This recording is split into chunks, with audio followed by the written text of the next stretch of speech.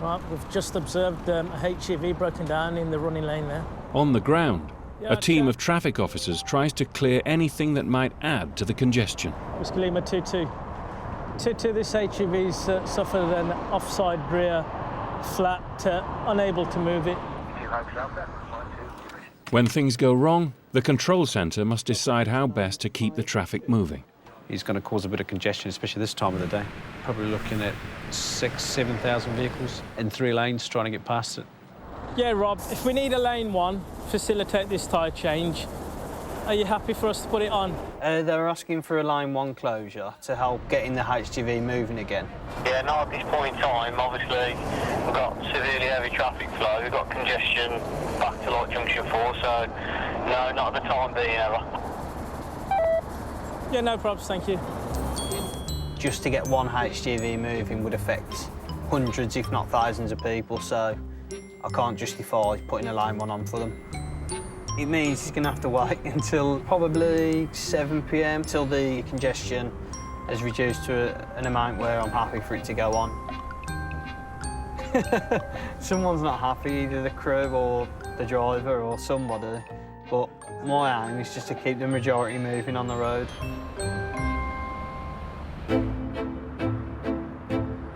The M6 is at the heart of Britain's motorway network. We're on the highest point of Gravelly Interchange in Birmingham, commonly known as Spaghetti Junction. This junction here is over the motorway network because where it is, it's the centre of Britain, really. You've got the M6 north and south going directly below us. Off to my right, you've got the Aston Expressway, the A38M, the interchange with the M5, or straight on to the north, Wolverhampton, Walsall, Manchester, or onto the M42, or further still onto the M1. 24/7, 365, the M6, up through the West Midlands, is solid every day of the year. 2, 3 o'clock in the morning, it's busy. You know, it just never stops, ever. The M6 is now over 40 years old. With up to 8,000 vehicles running on it at peak hours, the road surface needs constant maintenance. Repairing the motorway is the job of maintenance company Amy. Dave Hawley is one of their project managers. Oh, every job I complete, I take the wife out to look at. She'll say, if it rides quite well, she'll say that's a real nice road surface. And it's always nice to get praised, especially by the wife, isn't it? Dave's next job is a 3.5-mile stretch of the M6 between junction 10 and 10A. If you look at the joint between lanes 1 and 2, you can see it's widening out and starting to fret. So obviously that needs taking out. There's also patches where potholes have been forming. And if you look further up the motorway, there's more potholes that you can see that require repairs. The motorway here is in such bad condition that it needs to be completely resurfaced. And that means roadworks through the night for 4 weeks. But the problem is the traffic flows are so high that if we close the motorway in the daytime, the traffic would back up and probably bring the West Midlands to a halt. On this project, night work is not the only challenge. We've got residential properties right adjacent to the motorway. They are going to have some additional noise. Is it possible to keep everyone happy? We'd like to think it is. On Murdoch Way, less than 20 metres from the M6, neighbours Jim Sargent and Alan Sanders have some experience of nighttime roadworks. It's just been hectic. From 2008, we've had work day and night, 24 hours a day for at least 2 to 3 years, and it was horrendous. When the workmen are on the motorway doing nighttime work, it's so loud. I mean, you get sleep deprivation. Friday night, they was doing roadworks, all 4 lanes southbound was at a standstill, and every time the traffic moved away in the lorries, my windows were shaking violently as if it was having a mini earthquake. You know, I mean, I'm on sleeping tablets through it. First of all, you'll hear the thumping of the cones going down. You'll start seeing orange lights flashing. 10 o'clock on the night to 4 in the morning, it's disco time. 5 years ago, Jim and Alan joined forces to make their feelings known to the Highways Agency. This is a record of everything that we campaigned against. Nose clippings, truck nightmares. We got the DVD, which we took from Downing Street. We took a petition. Mr Brown was in power then. The highways number is logged in my phone. I complain 2-3 times a week, sometimes. It's quite a lot and quite a big farm bill, to be honest. We're doing the northbound carriageway and the southbound carriageway of the M6 between junctions 10 and 10A. Obviously, the main issues are going to be noise, because we have issues with residents. Please, in those areas, just keep it quiet. Ask the workforce to keep the voices down and keep the lights, flashing lights, to a minimum. If planned can move out the area so the engines aren't running there, please do it. Dave has already heard from Jim and Alan. We've received some correspondence from local residents asking if they can have accommodation so they can sleep. Hello, Mr. Sergeant. With work due to begin in a few hours, Dave calls Jim to talk over his concerns. Yeah, there's not a lot of works down by Murdoch Way. I'm still going to have 20 wagons sat outside my house. Well, load up with spoil with lights flashing and engines running and everything else. Yeah, I mean, what would... I don't want to be kept up on the night. I mean, my children are going to be suffering fatigue for school and everything else. I'd rather be placed in some accommodation when you are working outside my property. Yeah, well, I'll have a drive down there tonight as well. Once people hear that a person's been put in a hotel, that everybody jumped on the bandwagon.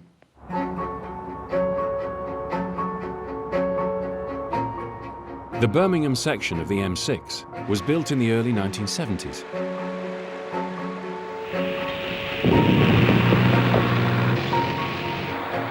It was designed to provide quick and easy access to the densely populated suburbs of Britain's second largest city.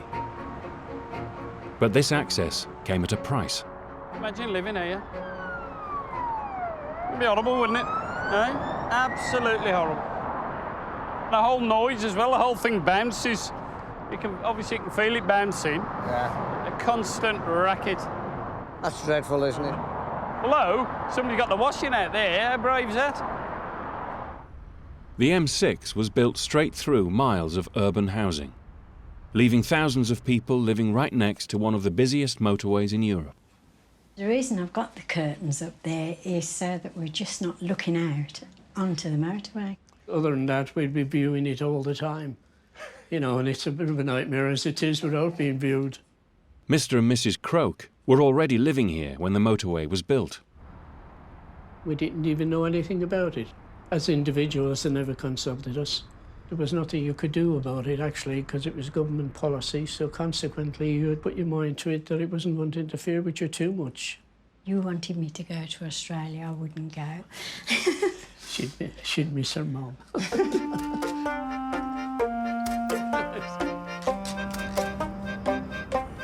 Relations between the motorway network and its neighbours aren't always easy. So that's the property? That's the property, yeah. It's very nice. But it was even nicer before they built the M42. When local residents complain to the Highways Agency, asset manager Matt Taylor investigates. There was a light bulb sticking out of the ground. It's the back end of a trailer, or, you know, that's the indicating lights. There is evidence on it. We've not been that good in our clearing up after the roadworks. There's cones that shouldn't be lying there. That's something that we could improve on. You hadn't better go any further because it's all wet there. Next on Matt's list are Mr. and Mrs. Croak. This is the hole that's causing all the trouble. This has been going on now constantly for the last 3 years. Ollie induced the pump. The Croaks' back garden is flooded, so they've had it excavated. They believe the water is coming from drains connected to the M6. I mean, that would take about 20 minutes before it empties. And then it will start, immediately it will start to fill up again. It takes about 3/4 of an hour. When it was flooding the garden to such an extent, I couldn't sleep because I was continually worrying about it. If the pump packs up, the water comes up the side and it'll rat around here.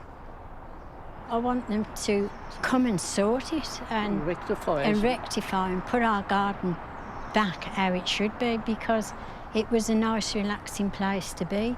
But you can't sit in the garden now. All you're doing is looking at this. Drainage was altered when the M6 went in the 70s. There's a brook nearby, and as part of the works, this brook was put into a culvert, and it goes underground. And this is where the flooding in people's gardens is occurring. There's a lot of water to have in your garden, isn't there? Oh, yeah? Is it Mr. Croak? Oh, yes, that's me. My name's Matt. So you're pumping this out every day, are you? Every 3/4 of an hour. Really? I can see why they're anxious about the flooding in the garden. So were you here before the motorway? Yeah, definitely, yes. This is something that we weren't anticipating, so we've had to look at what we can do to make some money available to go in and have a look at this. We'll see what we can do. You've got a finite amount of resource. You've got to really prioritise what's the most important. When you think about the number of people that use our network on a daily basis, if you had a shortage of funding, if you had to go for one for the other, you'd probably go for the one which benefits the most people. Indeed.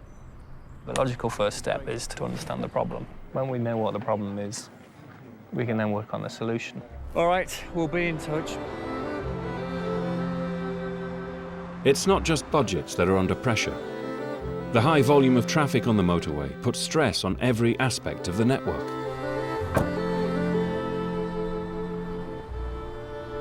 £20. Got it on the dashboard, open up the window, as they pull away, it flies out.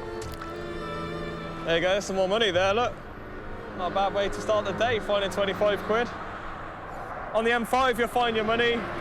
On the M50, you'll find the porn. But it's not all £20 notes. Plastic bags, coffee cups. I don't know what it is, but all the drivers appear to be on lots of caffeine or alcohol. Someone fancied a can of cider before they get home.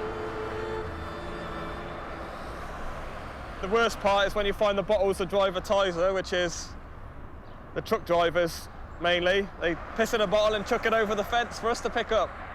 On a shift, I'd say at least 30 bottles. Either we haven't got enough services, or they just got a fetish for peeing in bottles, I don't know. I don't know how they do it. I know they got cruise control and whatnot, but I can't imagine it being easy and safe. Got a bottle of what looks like to be my favourite there. Proper driver-tizer. I think he needs to see a doctor. Some stuff floating around in there. Ugh, disgusting. I got you a bottle of piss here, mate. Some people do decide it's okay to shit in a bag and just lob it out the window. That was one of our colleagues back in the depot. He was strimming and he stimmed through a bag of human shit and it went all over him.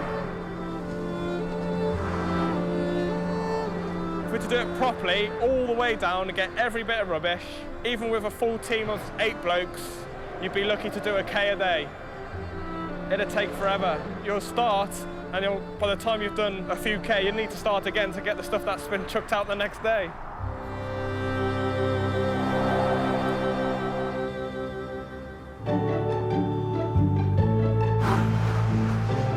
Tonight, the northbound carriageway of the M6 is being resurfaced between junction 10 and 10A.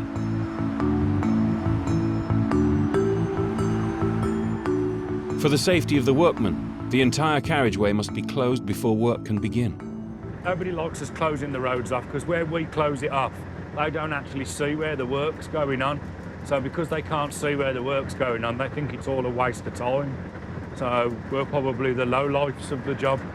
Members of the public arguing with you, hurling loads of abuse, throwing objects, apple cores, sandwiches, bottles of piss, believe it or not. Yeah. Only last week I was spat on by a lorry driver.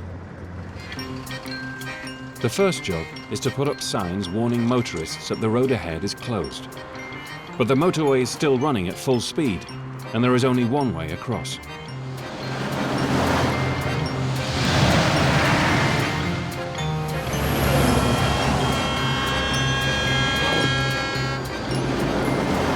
We can go, Luke.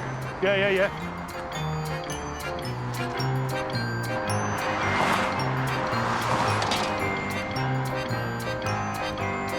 We're going to go for it. Yep. We only get, like, what is it, 9 seconds to run across there. 3 seconds per lane, they say. And sometimes you only get 1.5 with some of these people driving along here, because they don't pay attention to the speed limit at all.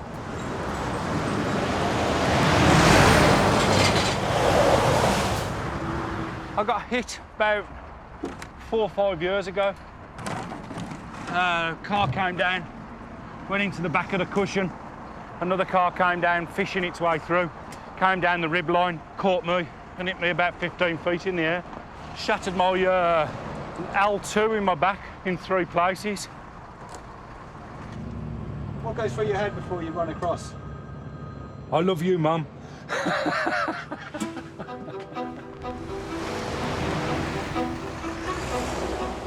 While the police hold back the traffic, the crew blocks off lanes 2 and 3, so the vehicles can be funneled into lane 1.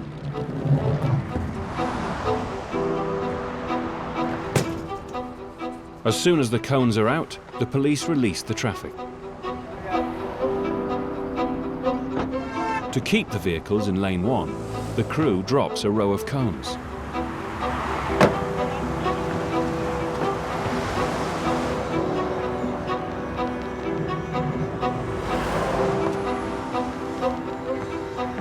As they approach the slip road, the crew move across the live lane, easing the traffic off the motorway.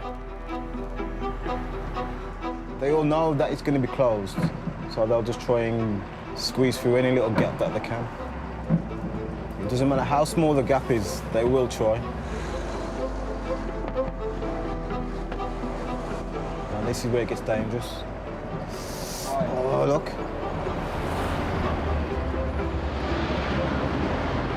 Barely enough room for them to manoeuvre around the barrier, and they're still going to try. Look how quick they're coming. How crazy is that? They're still trying to get through. No way.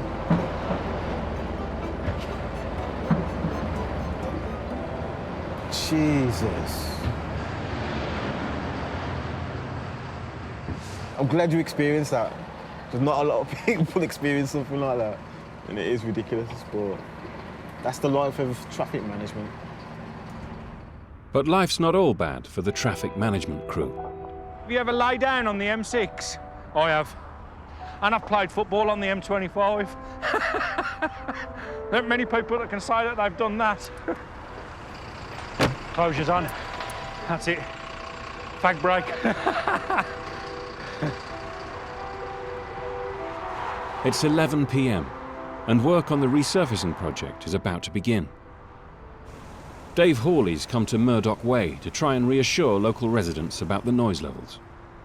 It's part of the job, isn't it? And we've got to try and resolve it without having the residents go to the press or the residents complain about not having a hotel for the night. We've got to try and resolve it amicably. On the phone, they were both very, very reasonable. So hopefully, if it goes in the same vein, it shouldn't be an issue. All right, Mr. Sergeant. Jim and Alan have asked the Highways Agency to put them in a hotel while the work goes on. Well, I think with this scheme that we've got now, it's very, very short term as far as work outside the property. So the HA have basically said no to accommodation for the period. This is now good to me.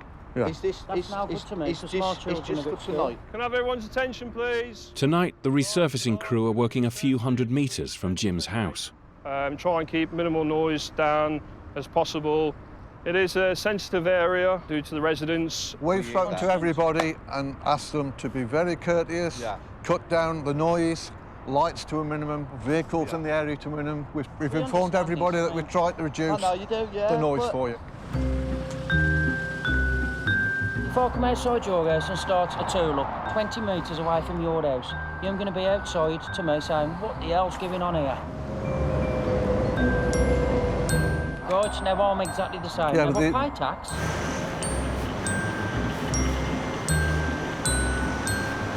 But I'm telling you now, if my children and my wife are woke up one night, I want accommodation. You say, look, how old it is now, look, you've got about 10 vehicles now all parked up here, look. This is what you get. Let's see what they are first. We had this when they did the tarmacking before, Dave. We had about 30 vehicles and they're all parked up, looked like a discotheque. Yeah, how can I charge you? Half a jackhammer. I don't know whether you can hear the Tadger behind us. Charlie, I'm by these residents' houses. Can you find out who's jackhammering south of the bridge? There's loads of vehicles parked opposite them. They look like ones with excavators on the back. Well, he should have done, if he's had that induction, move them on. We get mad, we get frustrated, then we go on the motorway, and then we put a stop to your work, and then the police come. Because of stuff like that, it makes you want to go out there and stop it. Now, look at that, right, that'll be wailing through my house now. You know, they've all been inducted and told. This has just proved the point. Fair tonight. Yeah. Right, I'm going home to bed, unfortunately. I've got to meet in the morning. I don't think it went too badly at all. The flashing lights don't seem to have an impact on the properties as far as I can see. All the noise of the vehicles going past. They've obviously got gripes, but I think they're prepared to listen. They've got no respect for the residents, you know what I mean? And he says we don't need a hotel. Yeah, let him come and stop here the night then, and I'll go and sleep in his house. I'm going to be getting in touch with everyone I can. I shall even get in touch with the press as well. And we'll just start kicking it off again. Because if that's what they want, if they want to fight, then we'll have to fight. At junction 10 on the M6, the tarmac gang is ready to start work. 3.5 miles of an 8-lane motorway needs to be resurfaced. To complete the job, the gang works on a different section every night for 4.5 weeks. Supervisor Matt Gilbert is marking out the area for tonight's work, a 620-metre stretch of lane 2. I should be really skinny all the walking I do. Don't know I end up so fat. It's all going to get ripped out by the planer, then we're going to relay it with fresh tarmac, 220 tonnes worth going in this. Before the new surface can be laid, the top 45 millimetres of the old road has to be removed. It's called milling. Drum starts spinning. Material gets smashed up into fine pieces. This 40-ton planing machine has a rotating drum armed with 168 tungsten picks. That's the cutting piece there. That's the tungsten piece in there. They have to keep spinning so they cut nice. As the drum turns, the picks dig up the road surface into small pieces. These pieces are then dumped into a series of empty trucks. Each one of them, they'll hold 20 tonne. How long will it take you to fill it up? Probably 5 minutes.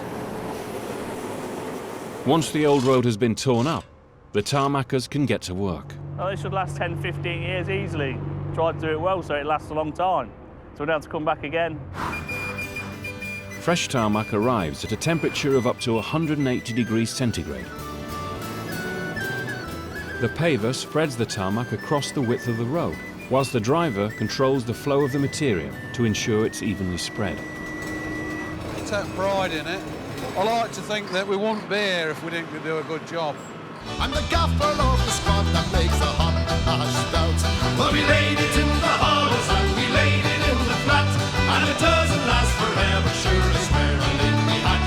Well, I wandered up and down the road, but sure I never felt any surface that was equal to the hot hash stout. The new tarmac will help to reduce road noise. This tarmac's a lot quieter than the old material. If you look in cross-section, you've got little indents or voids. On the old one here, that's well worn, that's fairly smooth all the way across, so there's no voids between the coarse aggregate. On this side, you've got voids where the noise goes down into it. The hardest part of tarmacking a road is smoothing the joints. It's a skill, it's an art form, raking is. It takes a lot of practice. Just chucking the joint in to make sure it's going to go nice and flush. You can either do it or you can't. Simple as that. I learnt from the best, my dad. A lot of family stuff in tarmacking.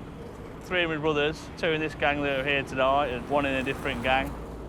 Once one gets a job, I think they get them all a job. A lot of our people in the village are all tarmackers. It's only a small village.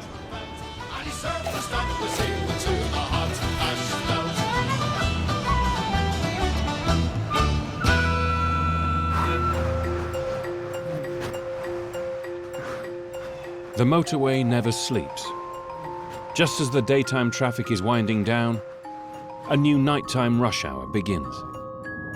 All these parcel lorries here that you can see travelling up here now, there's hundreds of them. Within 10 minutes you count 20 or 30 of them. Oh, easily. You know? The M6 is one of the country's busiest trucking routes. At night, thousands of lorries take advantage of quieter roads to carry goods to different corners of the country. Another one there. There's another one there. Hundreds of them. There you go, another one. Yeah. DHL again. DHL again. Not so many years ago, you'd want something, you'd have to order it from a shop and wait. Now you press a button and virtually anything you can think of will be delivered to you. Pair of shoes, new kitchen sink, taps, sellotape, it all comes through the post. Lingerie. Don't we take it for granted, but it's absolutely amazing, isn't it? I do wonder if in 10, 20, well, 30, 40 years, there will be shops. Will there even be money, Ken? Ken and Darryl aren't the only people keeping an eye on the nightly flow of trucks. Can you ask him if he can do a drive-by and see if it is the vehicle that we're interested in? Vehicle looks Belgian to me. Okie doke, we'll have that then. Anything's worth having a look at this time of night. A team of vehicle safety inspectors, employed by the Department for Transport, pulls lorries off the motorway for surprise inspections. There are certain vehicles on our roads that I would not want to be travelling too closely in front of. Brake pads missing, insecure and damaged caliper. So there aren't any brake pads on that one at all. Strapped up axle. So rather than stopping to repair it, they just literally lifted the axle up and strapped it up and carried on. Red hot brake disc, you can actually see.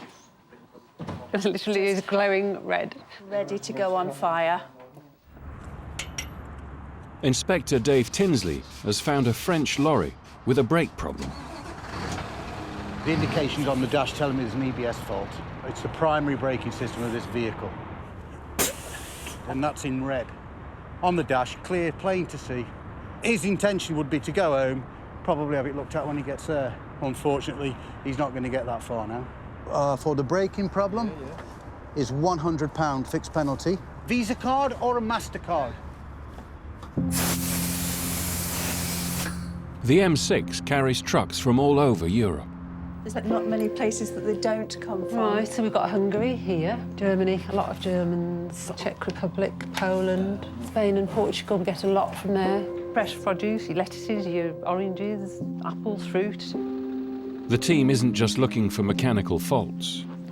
Some of these are the restricted views to the front. You can have a pedestrian stood 8 foot away from the front of that vehicle and the driver physically will be incapable of seeing them.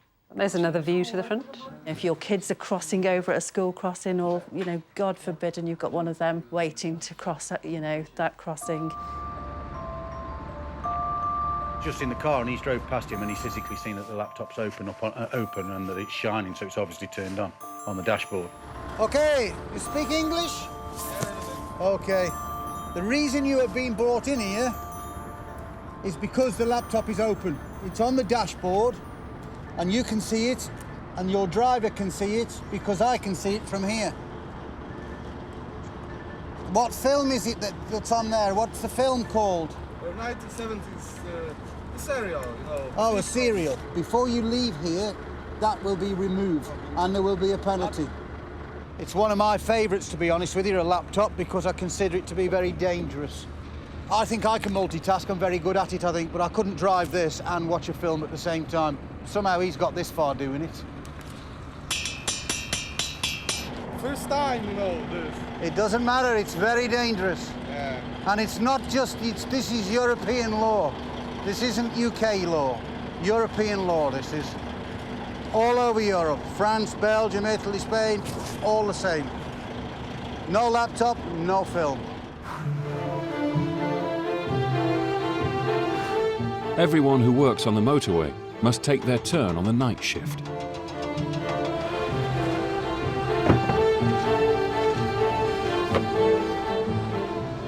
Were we up on that, Andy? Were we up on that mark? But with so many vehicles on the M6 during the day, the tarmackers often work at night. We're watching them going home while we're still working away. It is hard, to be fair. You obviously get up, you don't know when to have breakfast or dinner, you know. You're all over the place with how you eat, and it is hard. Home all day on your own, ain't you? Mrs. comes in, you go out. I find it quite hard. You want to be at home with little one, but you got to go out and earn the bread. It's as simple as that. My little girl's 1. I don't know how old yours? 3. Yours is 3. Yeah, it ain't the easiest, is it? I spend more time with him than I do the missus. We may as well get married. Tonight, Matt has brought something for the gang to cheer them up. So I'm the master chef. There's my 2 quiches I made. So one's bacon and caramelised onion, and mine's mushroom and bacon, because that's my favourite. Hey, up here's quiche, man. You got any quiche? That's for you lot. Do you like a piece? Tarmac enhances the taste of food. I love the smell of tarmac. Some people hate it. Cheers, Matt. Cheers, Matt. Gorgeous. You like it? Yeah. Good at it. Yeah, I think I'm famous for my quiche.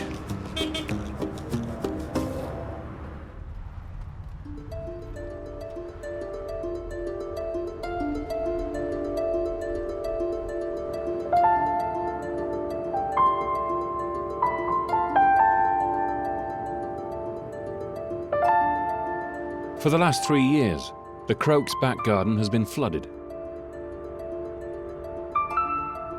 They believe the problem is linked to a drainage system that was put in when the M6 was built. Highways Agency Asset Manager Matt Taylor has sent a survey team to find out what's going on. What would give me the biggest headache would be if the solution involved extensive works, having to put in new drains. But if there's just a blockage that can be removed, obviously that's a much quicker and easier solution for everybody. One possibility is simply that nearby tree roots are blocking the drainage pipe. We're going to do a survey first to see what the actual issue is, what's causing the problems, and then hopefully, if it is roots, we'll root cut it out. It's starting to get a bit thicker now.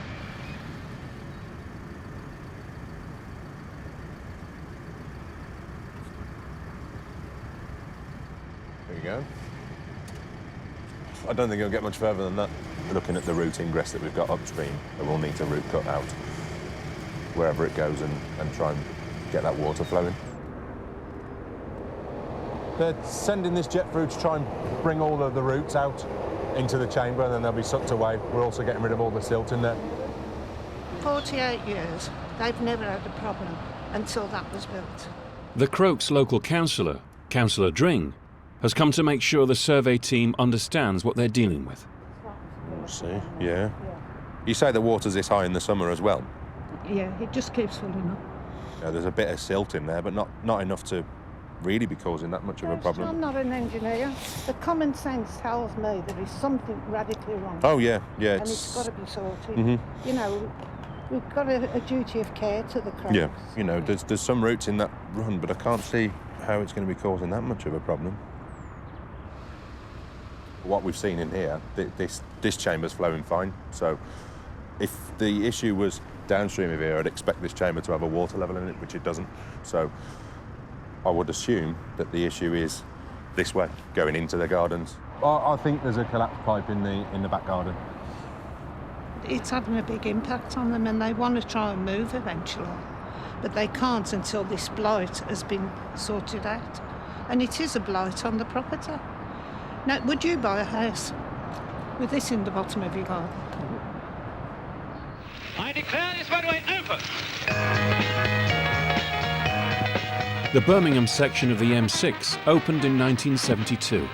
Motorway systems, if properly planned, relieve the congestion of our towns and cities and enable transport of people and goods to take place efficiently and pleasantly. The new motorway was part of a plan for the future, in which high-speed road networks would revolutionise urban travel.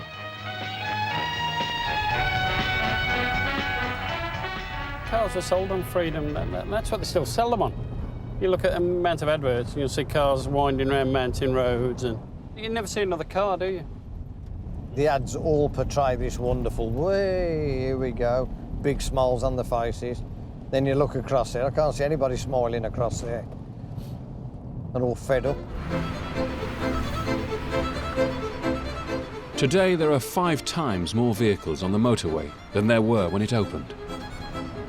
What do you do here, for example, where it's an elevated section, 30 foot above the community? You can't do anything else. You can't add bits onto it. 10 years ago, in an attempt to solve this problem, the government commissioned a private company to build and operate another brand new motorway, the M6 toll. This is your M6 in orange, and this is the M6 toll in the light blue, which takes you around that congested area around here, the Spaghetti Junction, M5, M6. So you've got the option to use the M6 toll. It's nice. It's actually a pleasure to drive up here. Tell you what, Ken, look at this. No rubbish, no nothing. It's the ideal road to be on, isn't it? It seems to be in lovely nick, doesn't it? I've never, ever seen the toll busy or congested. It's a quicker option, obviously, but you'll have to pay for it. Built at a cost of £900 million, the M6 toll charges an entry fee of £5.50 per car. Be careful I don't get on the toll. I've been on there twice already by accident. Because not only do you get lost, you also have to pay for the privilege. And that just rounds off a thrill-packed afternoon, that does, I can tell you. Not only does it take me to somewhere I don't want to be, I have to pay to get off it. You do get a lot of the more sportier models on here. Another BM, look. Yeah. Another one. Yeah, Audi, BMW. I'll tell you what, let's play a game. Let's spot the ordinary car and wonder why they're on here. How much does it cost on the toll though? Because last time you were like... borrowing money off everyone because I haven't got enough. Why didn't you charge to go on the motorway though? Why? Why? Yeah, why? The government want more money. I don't know. Not doing the job it was built for. It should be reducing the congestion around the Birmingham box and helping, people get round it.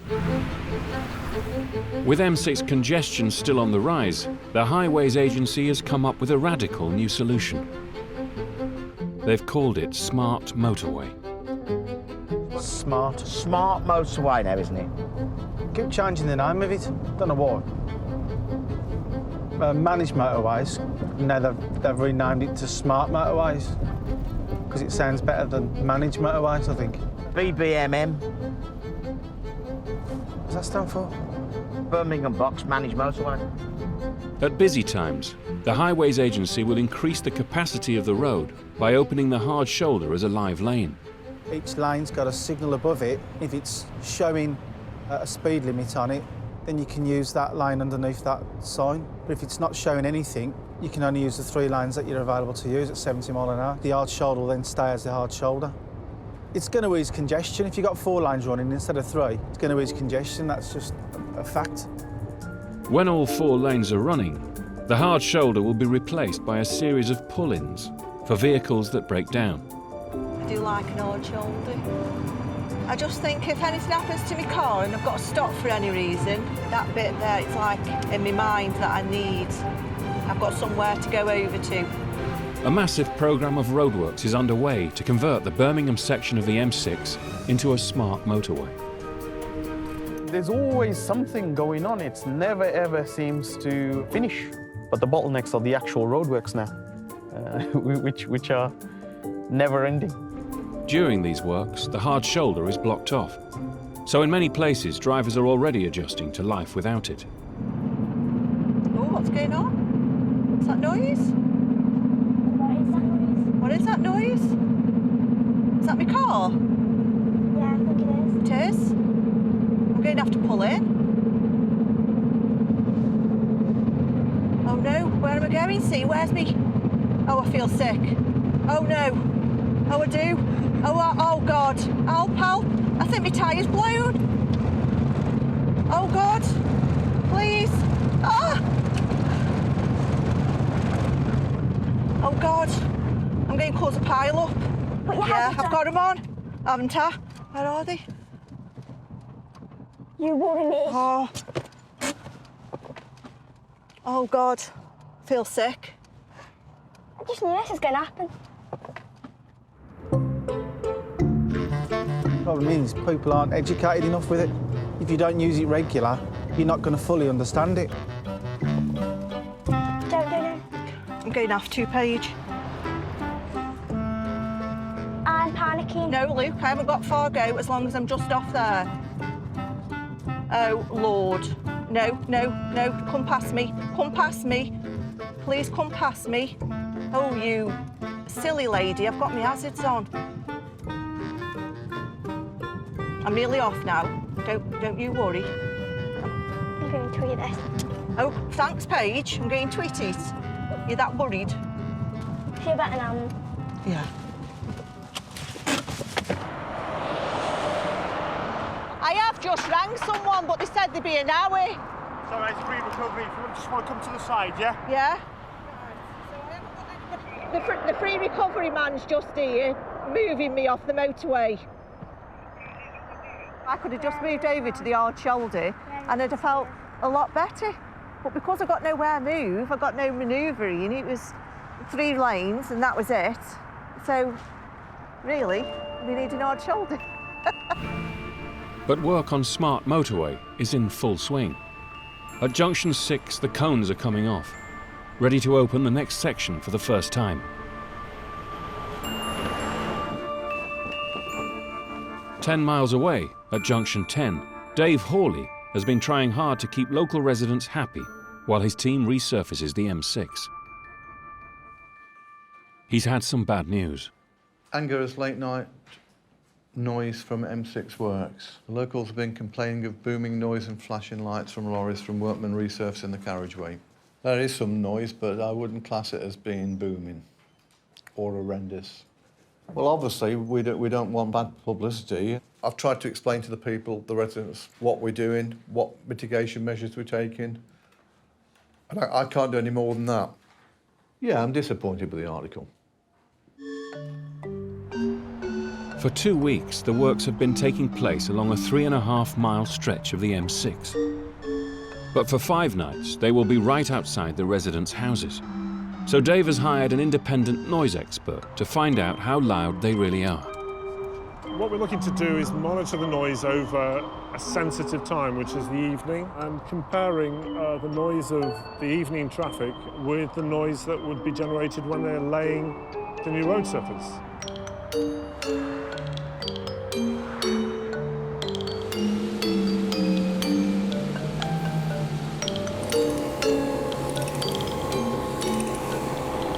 I spoke to one of the local residents prior tonight just to say that we would be working adjacent to his property. I wouldn't say they welcomed it. Oh, emergency, John speaking, how can I help?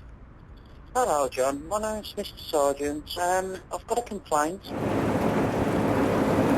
If I was a newt or a badger or anything like that, or a snail from Italy, don't move me. They'd reposition me somewhere, and that's all I'm asking for. Looks like another planer, I don't know. It could be a planer or it could be the road sweeper. Now if this was summer, when you wanted your windows open, could you sleep through that? I mean, I couldn't sleep through that. If you live next to a motorway, you've got to expect some maintenance work on the motorway at some stage or other. It's a little bit of inconvenience for a very short period of time.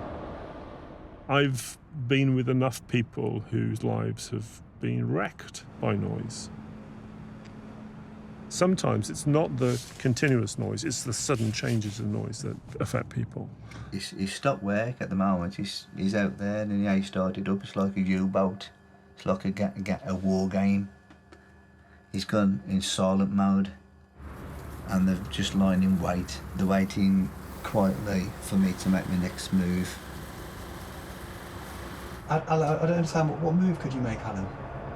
What move can I... Well, I could phone the 24-hour hotline and report them, which I have done in the past, you know.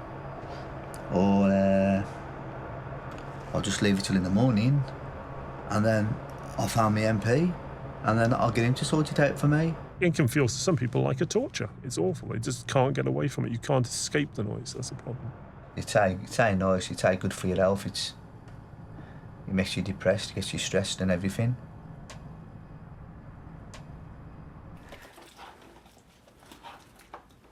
Local resident Jim has also been keeping tabs on the noise levels. We've purchased a sound monitor from a well-known store. This is what we recorded. This is where it's starting to go up. It actually goes up to 119.2 decibels. But we'll have a little test now.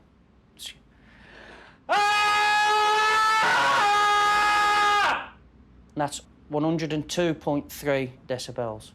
If someone's doing that while you're asleep in your ear hole, it's going to wake you up and you're going to get really angry over it. I just want them to believe us and to understand that it is unbearable.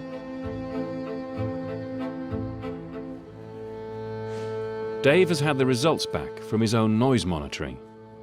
At 6 o'clock at night, the decibels are around about 75 average. 10 o'clock when we close the motorway, and the average there is 71. And then we started work around about 70. Well, it shows that our noise levels are comparable or slightly less than what you get with a normal running motorway.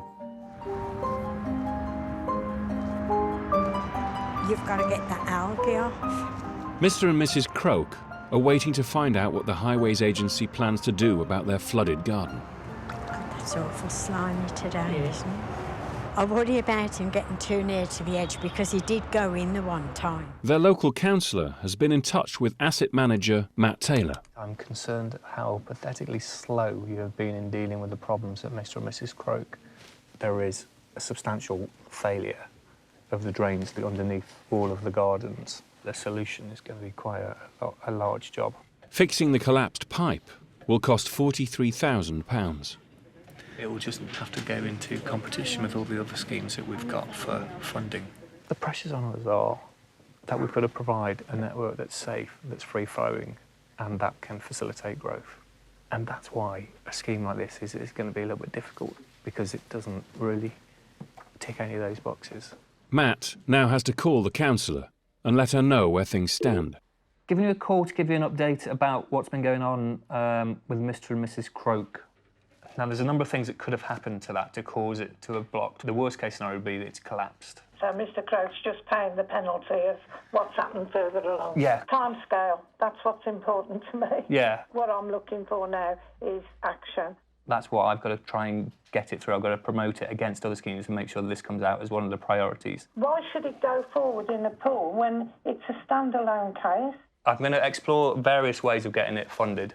There are some new ways that are specifically for schemes like this, which don't have a great benefit to the network but need doing. So you're not going to put it in the pool, you're going to do it standalone? We'll give this a good go and try and get this funded ASAP. All right, thank you very much. Thank you. We'll keep in Thank touch. you. Cheers, bye. Bye. They are a priority because they live next door to our network and they're a customer of ours. We'll do it. We'll find a way. Have to. I'd just like a closure to it. It's been a long time now, and we've had enough. You know, you just take it for granted that you can use the motorway, and you don't appreciate what people underneath the motorway are suffering. I wish to God we had moved. In the end, Matt did find the money to repair the drains, so the flood in the Croak's garden should soon be gone.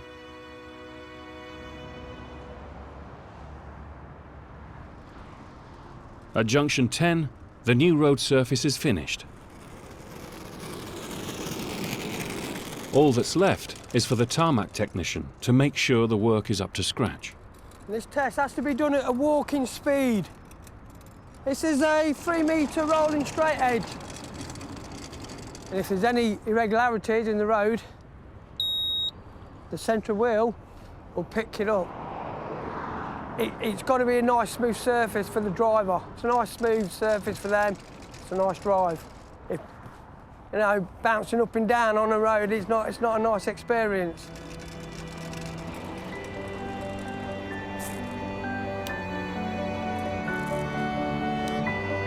"250 metres. Smooth as a baby's bum. A lot of people get upset, don't they, the roadworks. We've closed the M6, but tomorrow when they come that down, it's nice and smooth. They'll think, oh yeah, that's different. That's nicer.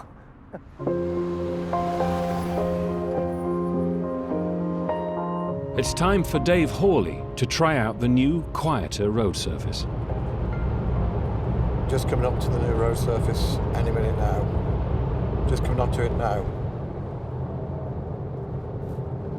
Can you notice the difference in quietness? It's quite considerable. And we're on the old again now. And we're back on the new now. Very short stretch of old coming up. Noisier again. And back onto the quiet. Quite an important job, isn't it, to get it right? Providing a good quality finished product. It's a pity sometimes that we don't get letters off people thanking us a bit more for what we've provided. We do get some, but obviously it'd be nice to have a few more come in.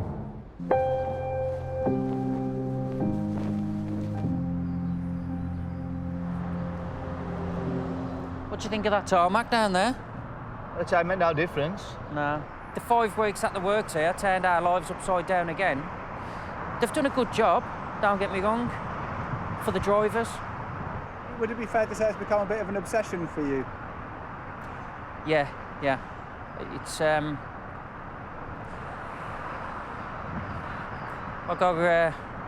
don't know. OMD? Obsessive motorway disorder? I don't know. I've got something.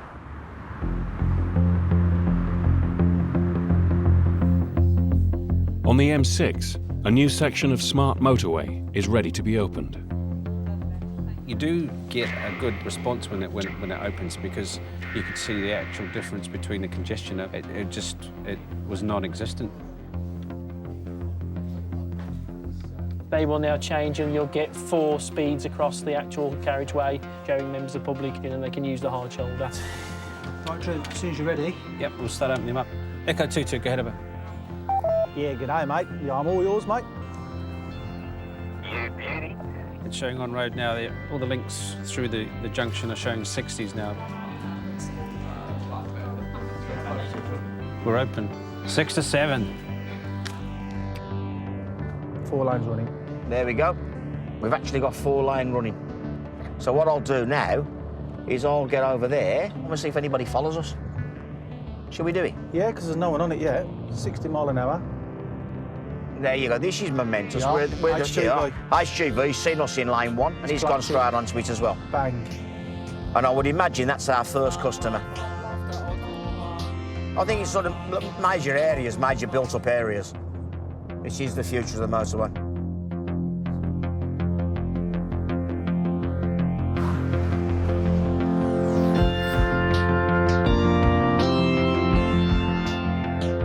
When you look back in a couple of years and see that whether it actually in reality eased it, or if the economy picks up more, we put more cars onto the network.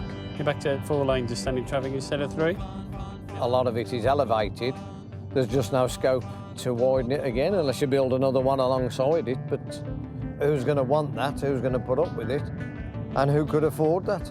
They build another motorway on top of that one on stilts, like down at Spaghetti Junction. It may happen, have a motorway on top of that, on stilts. If that's the case, I'm off. In the Regional Control Centre, a freak hailstorm has hit the West Midlands. Reports of a collision, 2 vehicles, Audi and a Mini. Received. It's 2 RTCs. It's 2 RTCs.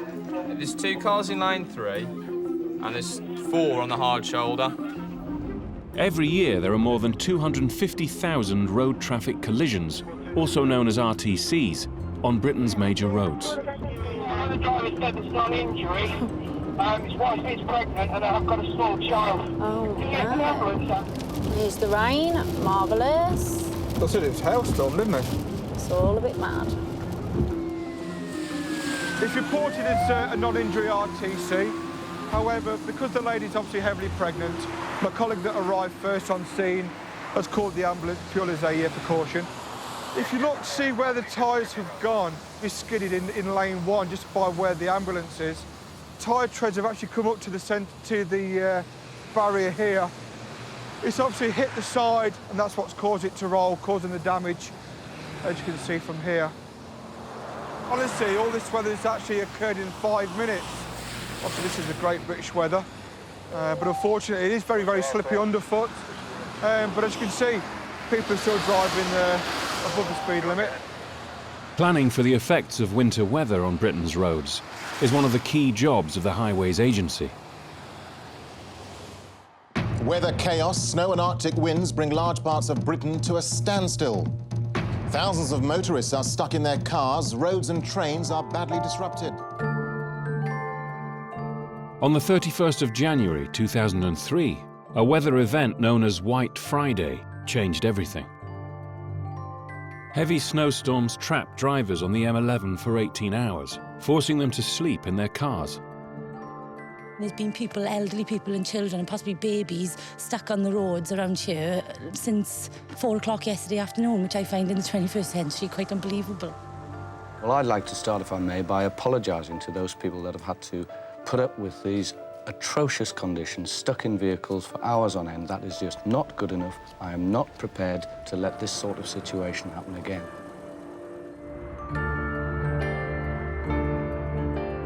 As a result of White Friday, the Highways Agency launched a new team of traffic officers to deal with incidents and react to weather events. What's congestion? Martin Stott was one of the original Highways Agency traffic officers. Yeah.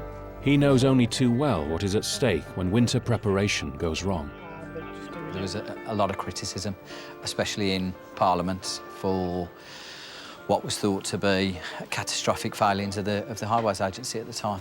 It feels like people are waiting for you to get it wrong. There is a huge amount of interest across the winter period, and it feels like the lions are poised to grab you because you haven't kept the road open.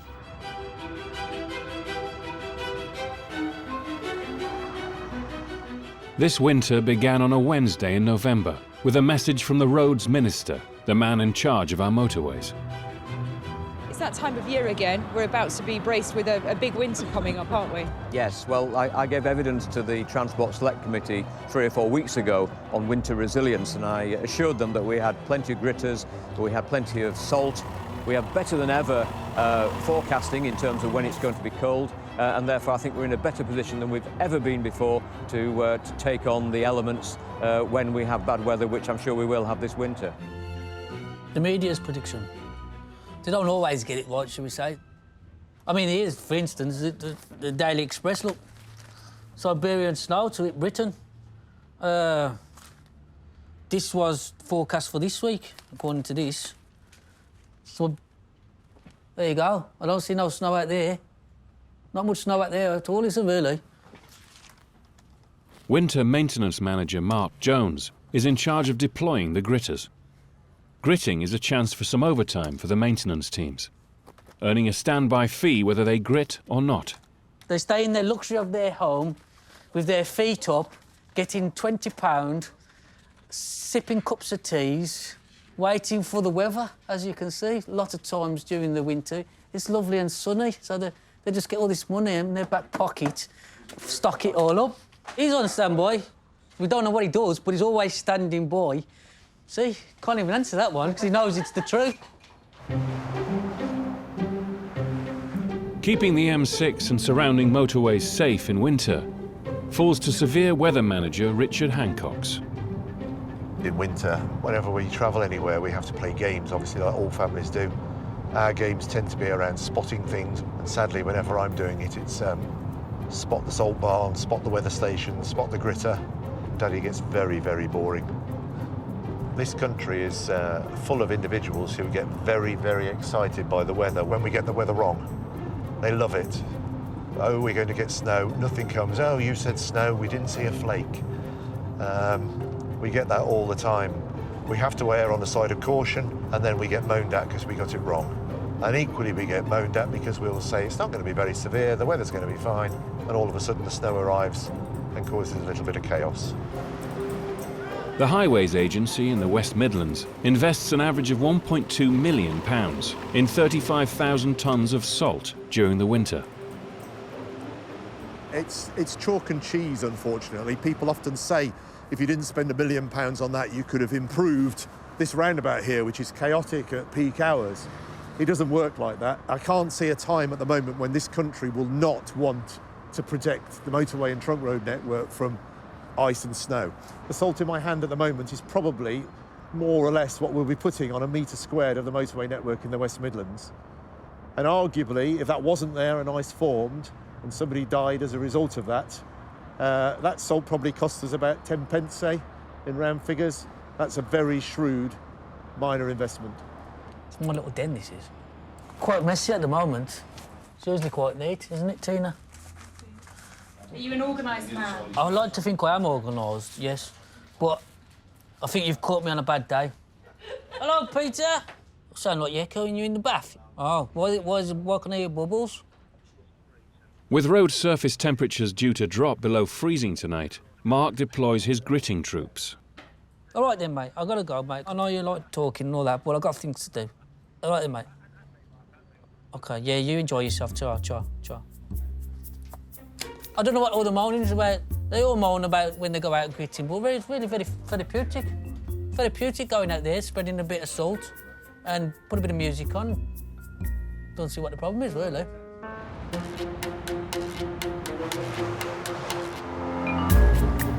I ignite the call-out bit because you have to carry your phone with you wherever you go. Even when you get to the toilet, you have to have your phone in your pocket because it can go off at any time.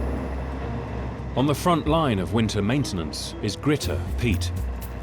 Many a time I've just been to the chippy and then the caller grit and you're just thinking, you're wolfing it down as quick as you can. I've got to go. And my wife is going, I'm sure they'll wait, but no, they won't. If they say you have to grit at this time, you have to grit at this time. There is no two ways about it. He's been spreading salt on the same route for the last 6 years. Tarmac, as we see, it's got lots of little holes in it like an arrow. And when we grit, we spread the grit all in those holes. So when it does freeze, effectively, there's salt and grit in there to stop the water in those holes from freezing. Where are we coming up to now? This is Junction 6, which is Spaghetti Junction. It's always been repaired. It's just constantly being repaired all the time. The salt will rot anything. Anything metal-wise, it'll just rot. Any of these joints that you can feel we're going over now and you can hear, then the salt will get in them and they'll just rot them away. So you're effectively putting something down on the motorway that's destroying the motorway? Yeah, if you want to put it like that, yeah, we are.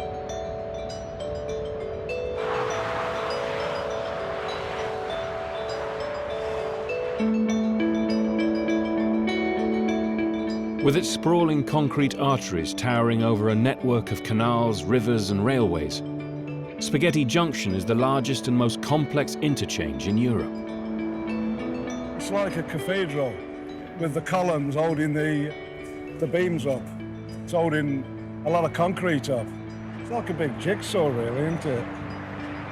How everything just slots in together. It carries 225,000 vehicles a day, but this junction, loved or loathed by millions, is deteriorating. We're actually underneath Spaghetti Junction now. This is one of the crossbeams what's holding the motorway. The salt from the winter gritting on the road surface is corroding the steel rods, causing the concrete to deteriorate. Basically, when the salt comes through the beam, goes on top of the beam, if there's cracks on the beam, the water will get in and it'll pop the concrete. Repairs started on Spaghetti Junction in 1989, and site manager Steve Wood has dedicated the last 9 years to the project. Everybody's going, doing the business, driving along on the motorway, and they don't even realise we're under here, working away, making sure it's safe for these guys who are driving over the top. Built in 1972, Spaghetti Junction was a feat of British engineering. Rising out of the mud, the finished columns are like the vast ruins of an ancient Greek temple. At a cost of £9 million, it took just 4 years to build the 6-lane carriageway and link roads that have become an integral part in the country's motorway system. It appears that many drivers just can't wait to try out that multi-level interchange at Gravelly Hill. Well, a friendly word of advice. Know where you want to go and just follow the signs. I declare this runway open.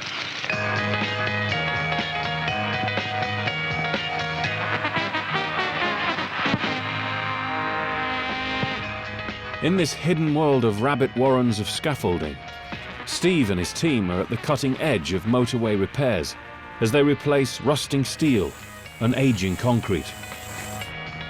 The first stage of the process is to blast out the old concrete using high-pressure water jets.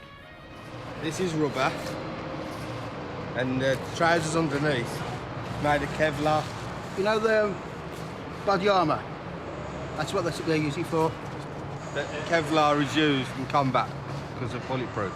Because that's where it protects you from there, going round main arteries. What would happen if you don't wear all this stuff? You'd get hurt. You'd get wet. You'd get wet, and the concrete would just pulverise you basically. It hurt.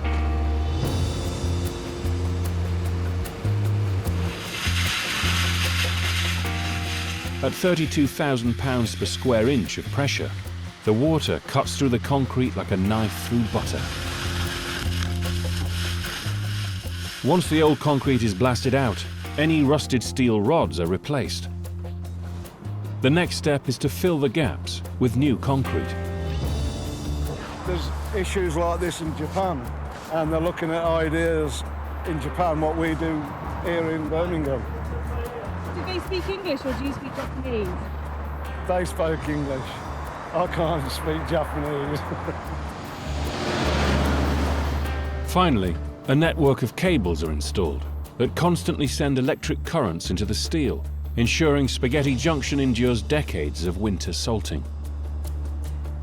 The current polarises the steel. It just stops it corroding. It's maybe 3 volts, 2 volts, that's all you need. It's nothing drastic with a 20, 25-year lifespan. The junction's maintenance work is ongoing, and Steve intends to see it through until he retires.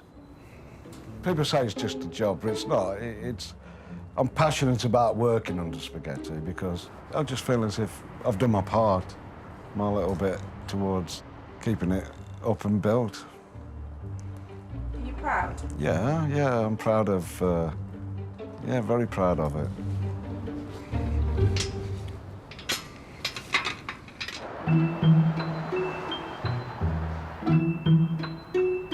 Just to let you know, you've got lanes 2 and 3 set for you. The Regional Control Centre in the West Midlands is the Traffic Officer's headquarters. In all weather, 365 days a year, staff coordinate the on-road teams. Got a male walking on the M6, just like say he's on Sunday stroll. We're just coming up the hard shoulder now behind him. Not a clue. They are, just noticed it right next to him. Highways Agency traffic officers patrol the motorways, attending to routine breakdowns, incidents and even pedestrians. They're just advising him of the error of his ways. Ah, there you are, he's from Latvia. And he's trying to get to Birmingham. And at the moment he's up here on the M6 between 13 and 12 and he's trying to get down into Birmingham. So he's got a long way to walk. You don't know what's the matter with it? Where are you trying to get to? We're from Sedgley, Dudley. Oh, right, not far, local. At Junction 10, traffic officers Karen and Colin have been called to a live lane breakdown. It's not good here because we're on a bend. Breakdown call-outs are higher in winter, putting extra pressure on the Highways Agency traffic officers. You should never be a human bollard. No, that's not the name of the game. See, look at that, Colin jumping across there like a gazelle. I couldn't get over like that. Go, give us a go. In fact, I should actually be this side. Hey, I know. A different style. Yeah, very different. He leaps over like a gazelle, I get over like a sloth.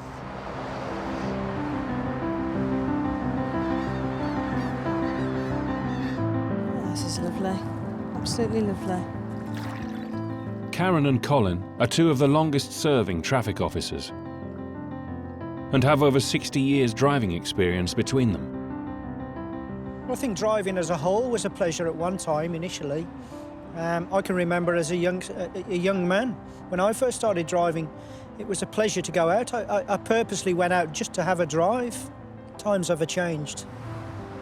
It's that intensely used that the slightest thing to stop that flow of traffic has a massive impact. Wheelbarrows falling off the back of lorries and swans. Blown tyres, tyre debris. Anything on a more minor level. That's where we can be there as quickly as possible to sort it out. You know, you have people shout at you things like, get it out the way. Well, don't you think we would if we could, you know? And not just sitting here because I like it. Following the White Friday snowstorms of 2003, over 1,000 traffic officers now patrol the motorways, helping Britain's motorists.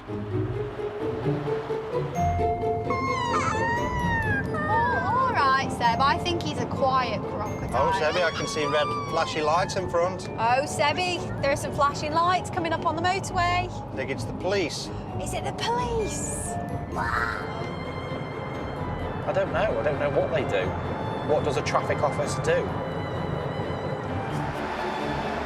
Truck drivers call them plastic policemen.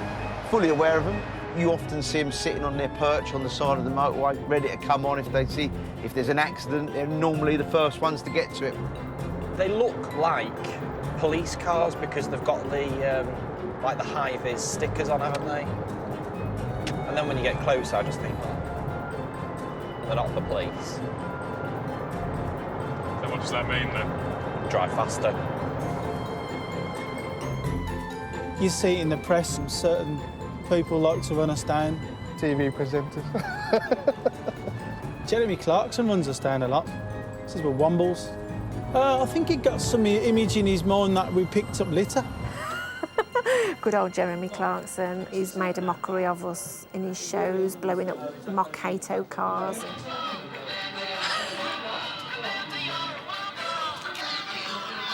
You've got to embrace it, haven't you? You've got to embrace it. Jeremy Clarkson. Somebody that spouts on like they know it all. Mind you, the last time I was at a closure on the toll, who should come past me but James Bond? James Bond? Yes, Timothy Dalton. Really? Yes. And he said, this isn't very good, is it? I said, no, not really.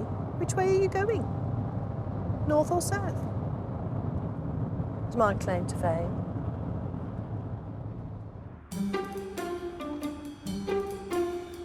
Don't go yet, Wayne. Don't go yet, Wayne. Don't go yet. Go, go, go, go, go, go, go, go, go, go, go. Watch out for that speedboat coming around the corner. That jet ski. Yeah. Alongside the traffic officers patrolling the motorway are Lee and Wayne of the Incident Response Unit. We've done some litter picking. We've cleaned the gullies off at 16, cleaned some gullies up on the straight. We've been busy today. They serve 100 miles of the motorway and deal with whatever it throws at them. It's like a skid in the pants, really, to be honest with you. The motorway is like a skid in the pants. And we have to clean it up. We've got to mop it up. During winter, the motorway verges have less greenery and foliage, making it an ideal time for litter picking. This is like the glorious side of our job, picking up someone else's rubbish. I reckon the people who truck this rubbish, the house is immaculate because they've trucked it all here, obviously. Tell you what, we do find a lot of pornos. Pornos? Yeah, we do. Yeah. Money, iPods, phones, wallets. Tools. And shoes as well. There's always only ever one shoe, isn't there? There's always only ever one shoe. Where's the other one? Doing litter picking, you find out the nation's favourite crisp has got to be cheese and onion. Yeah. Cheese and onion crisp. Every year, 180,000 sacks of litter are collected on Britain's motorways and major trunk roads. And if it's not picked up, it can block drains, causing surface water on the carriageway. Hate this job, absolutely hate this job. There's no need for it. The money that's spent picking litter up can be spent somewhere better. Yeah, definitely.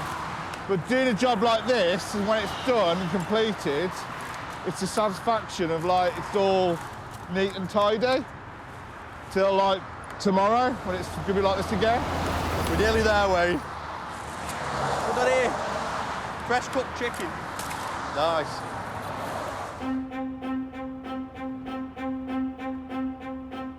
Even weather forecasters are describing the storm now battering western parts of the UK as exceptional. A month's worth of rain is anticipated to fall over the next 2 days in some areas, with now almost every part of the UK covered by a weather warning for wind, rain or snow. At the West Midlands Regional Control Centre, an emergency meeting is called. Today's meeting is all about whatever the weather throws at us today. We're prepared, we're ready, we're under pressure to make sure from ministers that everything runs smoothly across the country and the road infrastructure bears the brunt of the weather in such a way as to not disrupt the nation too much, we hope. Good morning, one and all. This is Steve at West Midlands RCC. Thank you for dialing in this morning. With the West Midlands on high alert, the Highways Agency and winter managers plan for whatever the weather may bring. The worst case scenario for us, I suppose, today would be an inaccurate forecast. It's very hard to predict. At the moment, the wind is the one that we're going to have to watch. Andrew, can you give us an update from the Met Office then, please? At the moment, what we're going to see is a core of heavier rain, and that's going to be accompanied with some strong winds. Isolated gusts to 40 to 50 miles an hour. Richard Hancock's Amy's severe weather manager. We've taken a forecast this morning which suggests slightly higher wind speeds than you're predicting. We've got a West 1 domain where they're telling us we might experience 65-mile-an-hour winds as far across as Shrewsbury and Shropshire. Yeah, I can see where they're getting that from. It's just as the winds go more into the west and you get a core of strong winds, but it's essentially impacting North Wales. But for Shropshire area, it'll be much less than that essentially. So more like towards 50 miles an hour. Planning, when the storm was first forecast, we're hoping that that planning is going to be enough. We hope that the forecaster's got it right, and it sounds pretty awful, but we'd kind of be quite grateful if it went past us and went over somebody else. Everybody breathes a sigh of relief and goes home and sleeps a nice, quiet, comfortable night. Holy crap. Perhaps I won't go just at this very moment in time. The wind speeds are starting to increase. The heavy rain that was predicted has arrived. Is it as bad as it looks? The wind's really picking up. As forecast. En road, all emergency and breakdown services are on high alert. You've not picked a good day for it, have you? Nick Evers is the AA Patrolman of the Year. The great thing about our job is the fact that everybody's pleased to see you. Doesn't matter who you are, who they are, what they're doing. When you turn up, their smile normally appears.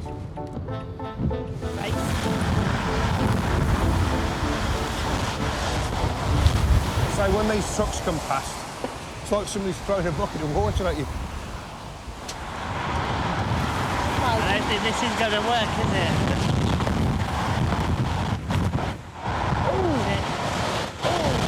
What happened? Coming down, got a flat tyre. and I got a spare tyre, but no tools in the back to do it. And he's got the job now, lying on the wet floor and everything. They're real heroes, aren't they, really? Coming rescuing weathers like this. And breaking down is a very, very stressful thing, especially on a motorway. It's a really frightening place to be. As long as I know I can get the car fixed, it's great. You know, you can have a little laugh and a joke and just lighten people's spirits. But you need a sense of humour. You have to. With the things we see, you need a sense of humour. At junction 7, the winds are already gusting at 50 miles an hour.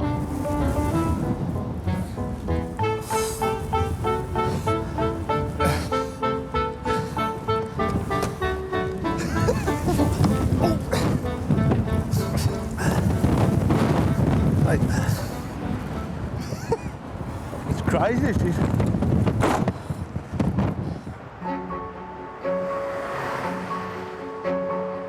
In the control room, the high winds have brought a deluge of calls from the motoring public and officers on patrol. RTC junctions 11 to 10, over. Seems that the informant said there's a long object has hit his vehicle, which came off another vehicle as it was passing and broken his windscreen. Apparently a tree has fallen onto an LGV. He says it's fallen across the hard shoulder into the first lane. But I can't see a tree. The wind's just moving the camera, so when the wind picks up, it just blows it about. We get a bit of a wobbly picture. If you look at it for too long, you're going to go all dizzy. Whiskey Sierra 21, code 6 received. Try and do something about this tree, otherwise we might need some professional help if they can't do it, Alan. Yep, they're on route to you now. Adam Fields is the youngest manager in the West Midlands motorway maintenance team, and it's his first winter in charge. Incident we're going to is only one lane running, and it's at 4:30. It's quite a busy time. They're going to be late for tea, I think, a lot of these. They're probably a bit pissed off that we're using the hard shoulder because we don't have blue lights on our vehicles to get to incidents. We have yellow lights. And of course, you see yellow lights, people might think we're just a recovery firm and trying to cheat. Looks as though there's a car involved as well, doesn't it? So I'm just hoping that they're not injured, to be honest.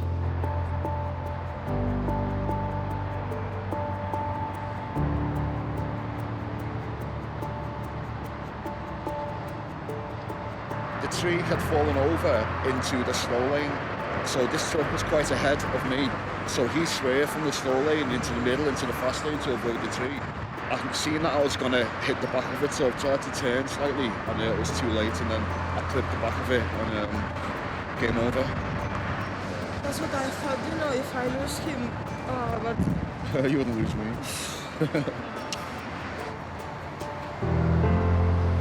With rush hour traffic building, Adam needs to call out the team of standby tree surgeons to clear the carriageway. 2 furthest out would definitely need to come down, and I think these other trees may need to be assessed so that if the poor weather continues, we don't have the same situation in an hour's time, really. So we're just waiting for the lads to come with the chainsaws and hope to get this bit of branch down now. I don't like the way that's still swinging yet. They're trying to get to us, but they can't because the traffic's backlogged, so they can't get through. So you just take it with the rough and the smooth, simple as that, you know, like every day, one thing or another. In the regional control centre, they're dealing with the fallout from the storms. We're at the peak time of the rush hour now. We've got 23 kilometres of congestion on the M6. We've only got one lane running past the scene still. We're still waiting for the tree surgeon to arrive. This is quite substantial congestion now. And how far back from this box is it? Thank you very much. We'll get someone to have a look at that. It's got no cameras, got no crews. We have had multiple reports of trees falling. Okay, Papa Uniform 18, they've got 5 trees blocking all lanes. They need you to stop the traffic so they can retrieve these trees. Over. 60-foot conifers over. It's amazing what the weather can throw at you. The last thing I was expecting today was 60-foot conifers across the carriageway.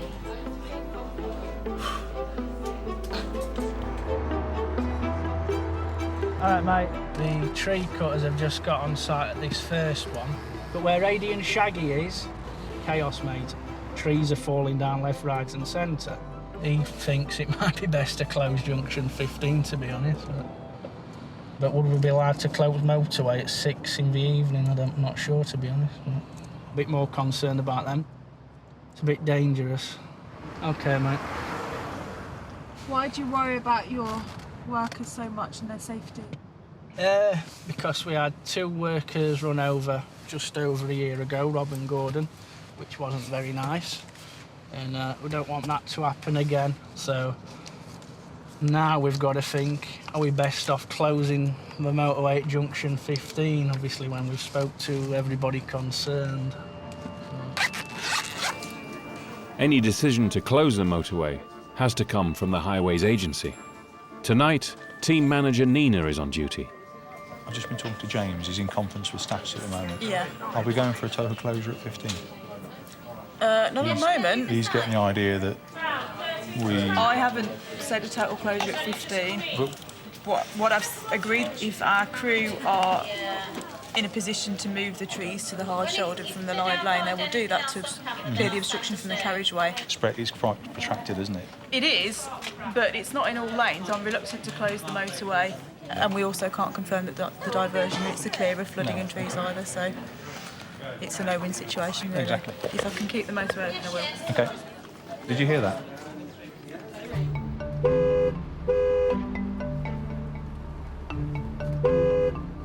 Adam is still on his way to the scene of the fallen conifers, but has had to stop on the hard shoulder.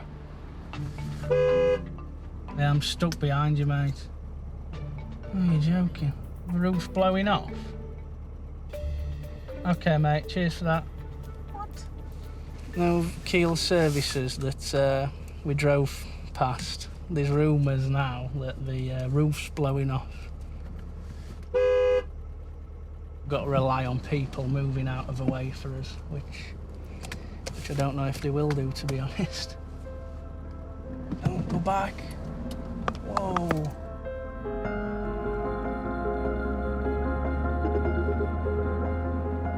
Back on the hard shoulder, Adam spots the first of the 6 fallen trees. That's like something out of Jurassic Park, isn't it, that? This one here, that's on the entrance to the services.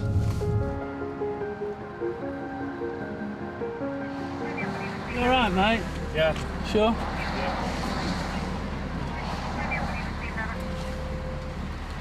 Is it a relief to see them? Yeah. Like my job, it's just trying to coordinate the guys on the road, so my job's a lot easier than what their job is. I always hope they're all right. 5 tree surgeons and Adam's team deal with the worst case of fallen trees on the M6 in a decade. These guys generally go to traffic accidents every other day, but something like this is quite rare, to be honest. It was a bit like Jurassic Park, wasn't it? One of dinosaurs, isn't it? Reptile. You poor old fossil. You know what I mean? Must be nice to be looked. 5 minutes and we'll be done.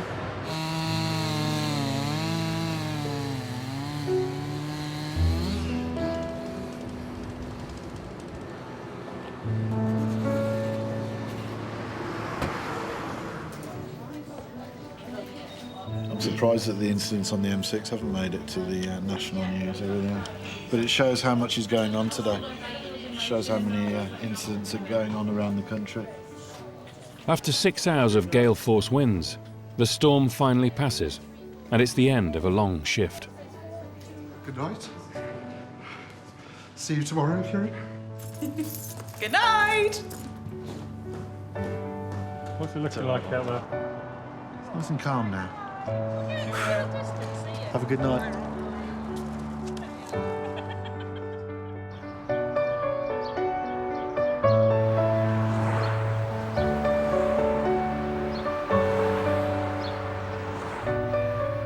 the middle of the night, the wind was howling. I think it's blown over now. The sky's blue. Better than yesterday. We just had to include this little bit of the 54. It's on our patrol route. It makes a change from looking at concrete all the time. We tend to get a few escapees onto the motorway. I must admit, some of the funniest times we've had is chasing lambs. And deer. And deer. And ducks. And dogs. Oh, yeah. It was one or two of the traffic officers who ended up with an extra pet. The one I took home dominates the middle of the bed most nights. Bless him. A big ginger cat. Whenever we work together and we get a call for an injured animal, we... really worried. Yeah, in trepidation. An average of 30 animals a month stray onto the M6 and surrounding roads. Is this an animal? Is this like a topper? What the hell is that? He's got a nose. What the hell is it? I don't know what it is. Oh, badger. It's a badger by the looks of it. Well, what's left of it anyway. But badgers have got a thing for... I know it's flat and that, but they've had a few problems with them exploding in people's faces, haven't we? The bodies actually explode and going in people's faces, so we have to wear all this suit. But there's not much left of that badger, so I don't think we need to be suited up really for that. I'll put my eyeglass on in case it goes in my face. We have all the nice jobs, don't we? It's got to be done at the end of the day. Varies, yeah, but... the smell does vary, very, very well. It depends if it's a hot day or cold day, but you just get used to it. Each season brings different types of animals, which Lee and Wayne have to deal with. It can be deer, foxes, badgers, cats. Could be even like horses, can it? Yeah. Sheep or anything like that. Anything, like, any livestock, really. Normally 9 out of 10 they're dead, aren't they? Yeah. Do you like my way of picking up that badger? Do you like animals? Yeah, some taste really nice. Not too bad at all. That chick. I've actually got a fear of a certain animal. You haven't, yeah. Chicken. Chickens. Chickens are like the bird of Satan. You're scared of chickens? Chickens are evil. I think the one thing that I dread above all else is if ever I'm told to go to an accident that involves a sheep wagon or something like that. Oh, right, yeah. Carrying a livestock vehicle. Livestock wagon. Oh, I'll need therapy. I told you about that story about the one that I went to recently, and it was a St Bernard. It was like trying to move a donkey. It was massive. Had he got an owner? Not on the motorway. You got in touch with him? Did he manage to trace I him? think they did, yeah. Oh, thank goodness for that. It's not something that would go missing without you noticing, is it really, No, St Bernard? you'd miss it, I think. Yeah.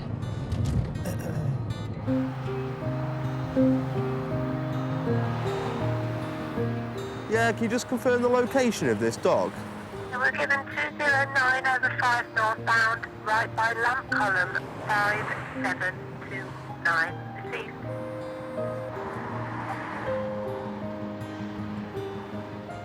Greyhound. It hasn't got a tag, which is a bit strange, but we'll go back the yard and get the chipping device, check, see if it's chipped. I wouldn't be surprised, you know, if it's either come from the houses over there or the houses down here. Jumped over the barrier. Yeah, it's a shame, really. I'm going to have to get his legs, aren't I? Oh. Hang on, save the bag open. Badgers and stuff are just day-to-day, but dogs... I think this is the first dog I've had in a few months. Yeah. I like to bury them nowadays. We've had a couple once to make ashes and stuff, winging ashes and stuff, but... It's family pet, though, isn't it? Yeah. End of the day, it's part of the family, so... Every domestic and wild animal is stored at the nearest maintenance depot. You have to log everything down on a list, and this is the... oh my God, this is the freezer, but not the freezer you really want to get your beef burgers out of. All the animals, if they're not collected, the dogs aren't collected, they go to be incinerated, which is the safest way or whatever. Plus, it keeps them kind of fresh. Stops them decomposing. Yeah. Well, actually, every dog that we pick up has to be scanned, just in case we can locate the owner. No tag found. Yeah. Oh. Oh. Back in the freezer you go. Luke, as he's got no name. We're going to call him Luke, aren't we? Yeah. This is Luke. Goodbye, Luke. When I first started on here, we took it was a Springer Spaniel, round to the guy's house. He wanted to see it there and then, like. But luckily, that dog wasn't actually in a bad mess. But he kept hold of it, and I think he buried the dog with the family because it was a proper family's pet. I tell you what, it was quite upsetting because he nearly started crying, the bloke did. It was quite upsetting, really. You do get a bit involved with it, a bit wrapped up with it when it's... Yeah, of course you Yeah, are. well. Yeah, of course, yeah. Food, definitely. I'm a man who likes my food. Oh. Oh, see, that you got to look at this. You've got to look at this. Look at this. Look at this, what his missus has done for him. I don't get any. Oh, look at that. What's that say? Yeah, look at that. Oh. See what I've got in mind. Death, probably a death letter. Or something. Badger? Yeah, I've got badger. Oh, that's so sweet for you, that is. Yeah. Do you know what? That's touching, that is. That's proper touching. Yeah. Oh, look at the state of that. Now look at yours. Look at the sandwich difference here. I've just got cheese on this one. He's got, like, proper ham. Let's have a look. Egg. Look at that. Look at the difference. Mine's right scabby. I'd be happy with a bit of mould on it, just to give it a bit more flavour, you know.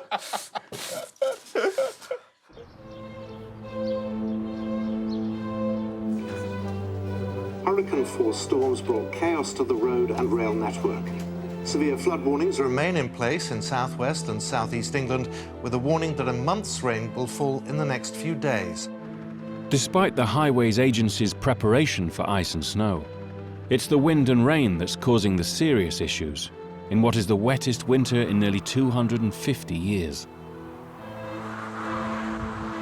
Surface rainwater on the motorway is a serious issue for motorists. Well, if we don't clear the water off, we can end up on the main carriageway. Well, if you look behind you, there's partly on the slip road. So we're going to try and get rid of that as well now. When a car travelling at speed hits excess water on the carriageway, the wheels can lose traction, making the car impossible to control. This is known as aquaplaning. Road traffic accident between 4 and... Yeah, Central Reservation. Now back on the high shoulder now, so... Does she need an ambulance? The weather is chaos. We're not telling people not to travel. We're just saying if you need to travel, be prepared, be aware. It's out of everybody's control. What's the weather like, Ed? Is it easy? Due to get some more wet coming through shortly. About 7 or 8 o'clock, there's supposed to be another front of wet dropping on us through to about 9 o'clock, so... Right. And quite heavy. And what's going on, sir? Martin Stott is one of the original band of traffic officers employed in 2003 after the White Friday snowstorm. How would you describe yourself in that photo? Fatter. It was an exciting day for us all to come and join, but it was the unknown. We didn't know what the job was, and we didn't know what we were undertaking.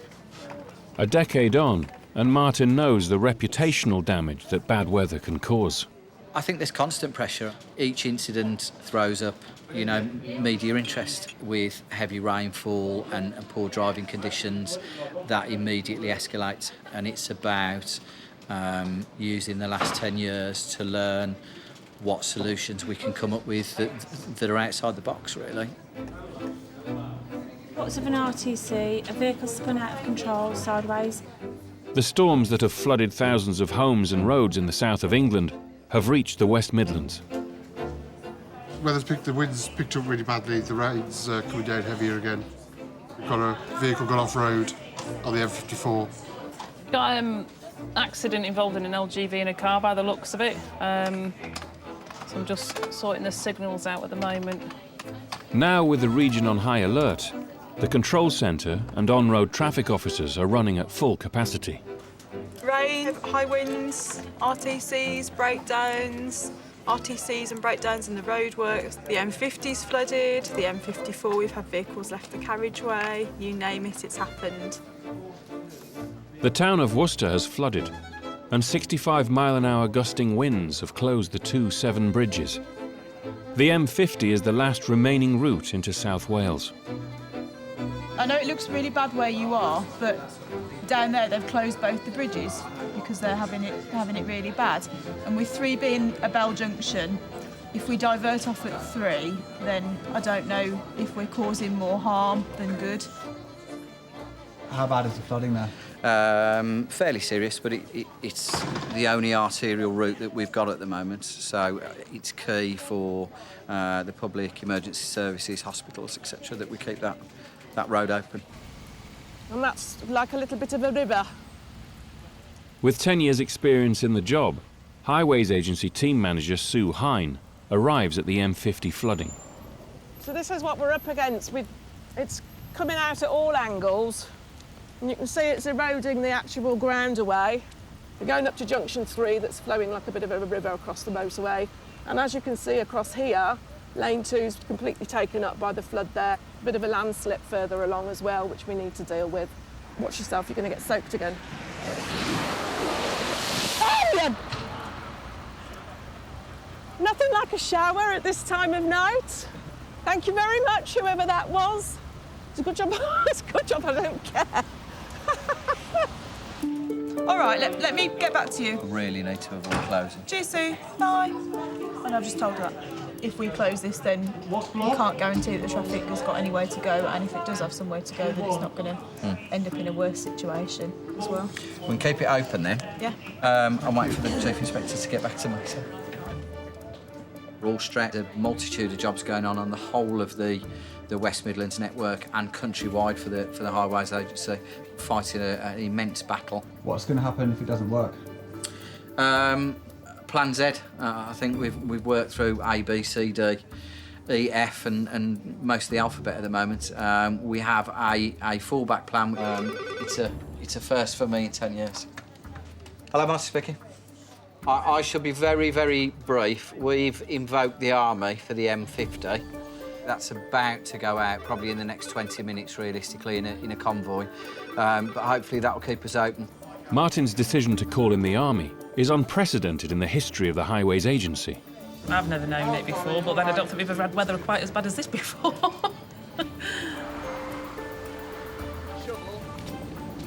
40 soldiers arrive to help shovel the silt and clear the surface water. Anybody got a spare couple of pairs of hands can help me put some cones out, please? Down the line, please. Probably about 10 metres apart. There you go, somebody. If you follow him down, straight down the line, straight down the middle, please. If you start there and go, no, here. Yep, follow him down, yep. I have 4 children, I know how to boss. As another deluge of rain falls, the Army stack 1,500 sandbags as quickly as possible to contain the floodwater. Pouring down with rain again, as you can see, and unfortunately, not all of it's been stopped, but what we're going to do is go on to the next one, and we'll just come back to this if necessary and see if we can do anything else for it, because the main priority is we've got to keep the M50 open, so we'll just keep working. Yeah, north of Stafford on the side side. Right, cheers. Cheers, mate. Thank you. Bye-bye. Hello, Master speaking. All right, give us about an hour, and maybe the world will calm down. How are you doing? I'm having a great evening. See if they can get the Army to contain it with sandbags, and we'll just monitor it for a bit. What do you mean if you have to shut that motorway? Disaster, which we're trying to avoid. Quite a lot of impact on a huge amount of people. So the priority is obviously to try and keep it up. Excellent job, boys. Well done. At the second site, 8 soldiers and sergeants from the Central Motorway Police Group join the shovelling operation. Glad to see you putting your back into it, Sarge. Oh, hello, boys. We're here for shoveling. stopped raining. My hair's starting to dry out. We are winning. We are winning. How's it looking down the bottom end? Done, thanks. Brilliant. 4 hours since the army arrived, the storm has passed and the surface water has been cleared from the carriageway. Guys, you can go back to your wagons. Thanks ever so much for your help. Very much appreciated. Nature is nature, isn't it? You can't hold back the force of nature. It's as simple as that. You can just do what you can do, which is what we've done tonight. Quite successfully, actually. Thanks very much for your help up there. Cheers. Yay. Done and dusted? I've got a sore throat. It's something if Karen's sick of talking. This doesn't happen very often. Right. We haven't stopped. We really have not stopped. It's doing the job that's intended, and in the cold light of day tomorrow we can see that we've done everything correctly, and that it's nice and tidy, it's safe for the public to travel on. So we'll make a reassessment first thing in the morning. So you're going to be able to keep the motorway open? Absolutely, yeah, at all costs.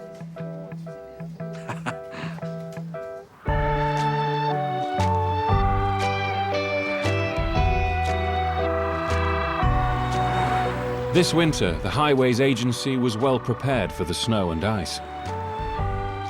But for the M6 and its surrounding motorways, just 9,000 tonnes of its winter salt stocks were used, a record low. Yeah, believe it or not, there is actually a gully somewhere underneath here. Instead, it's been the wind and rain that's caused the toughest challenge for the Highways Agency. For me, winter's all about making sure that we keep all of our carriageways free from snow and ice. And then all of a sudden, the thing that did catch us out was February and the high winds and the really heavy rain. A bit of chaos, and then we're back to business as usual with winter, spending a fortune, spreading salt, and waiting for the next significant and severe weather event to occur. Yeah, it's not bad, not bad. Yeah, it's turned out quite nice. It's warming up a little bit. Well, that's our route done 2 times. Yeah. Everybody's behaving today. At the moment. But wait a minute. You never know what might happen. Yeah, from CCTV now, lane 3, we've got a wheel at that location. There's his caravan. Yeah, just further to this, there is a caravan in live lane on the slip road. Appears to be the offending vehicle that's lost the wheel. The caravan wheel poses a big risk to the speeding vehicles. I've got a lane 3 signal on to advise members of the public to stay out of lane 3. That's a blind bend, effectively. Someone hits that, it's going to cause a secondary accident. That's all received, many thanks. Just advise they're not taking much notice of the lane 3 closure. We have got reports of a person in the carriageway. The motorist looks like he's going to attempt to clear it himself. Is there a telephone number for the caravan driver?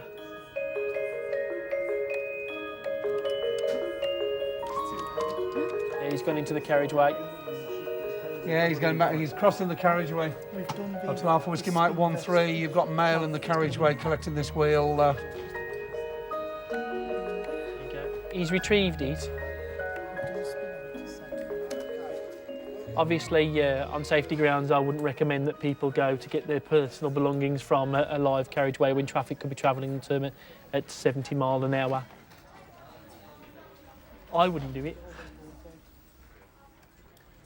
It only takes one motorist to do something daft, and it takes one person to be going a bit too quickly, and then you'll get the whole system, in that area snarled up.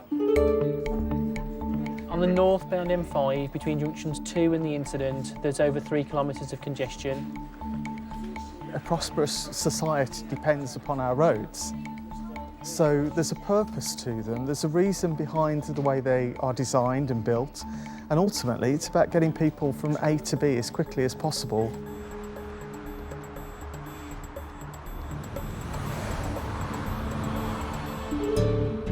More than 40 million drivers use the M6 every year, all trying to reach their destination by the fastest route.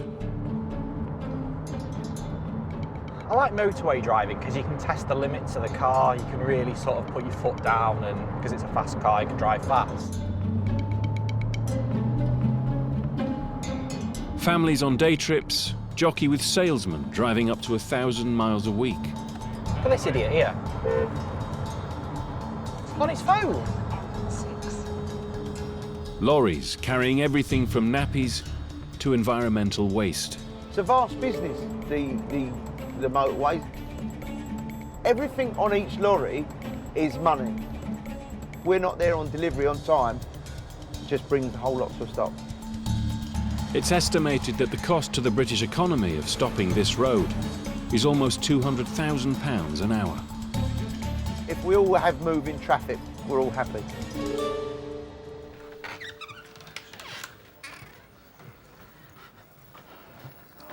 Drew, are you OK for a handover? Duty Operations Manager Steve Bird is responsible for overseeing a team of 49 operators working around the clock. The only thing that's going to impact this afternoon, which you make sure that the late shift are aware of, is the Beyonce concert at the LG Arena. Yeah. Super. All right, Drew, thank you. The Highways Agency staff have 450 CCTV cameras and are constantly on the lookout for anything that could bring the motorway to a stop. You can very quickly get an idea of what's going on by the activity in the room, the transmissions over the radio. So you can tell when you walk in the room what's going on generally. That's all noted, thank you. Everything's routine. Noise levels, activity levels, everything's telling me that we're in a good place at the moment. Oh, that doesn't look good. I can see it, mate. I can set it, but the signals are red boxed. It's a broken down HGV that just hasn't managed to get onto the hard shoulder. He's got his backside sticking out. It's M6 junction 3. By the sounds of it, it's possibly just a mechanical breakdown of the HGV. OK. I mean, it's unconfirmed yet, but I don't know until they arrive again what the update is. Whiskey Mike 4-3 be able to take a life lane breakdown at junction 3 of Bravo M6. Got a vehicle protruding into lane 1, over. Yeah, copied that. Do we know what this vehicle is, over? It's HGV, over. The stranded lorry is already delaying vehicles heading south towards Birmingham. Traffic officers Steph and Dean are part of a national team of over 1,000 Highways Agency officers. They need to move the lorry quickly before the problem escalates. Out of his 8 wheels, 7 of them are on the hard shoulder, but there's still probably 5 tons of metal sat in lane 1, so not something you want to be running into, to be honest. Yeah, it's a priority to get it moved.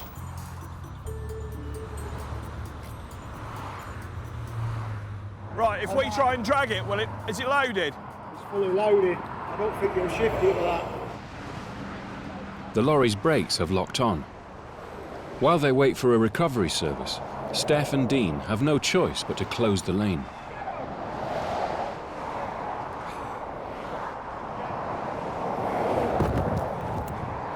Yeah, it's still doing full motorway speed.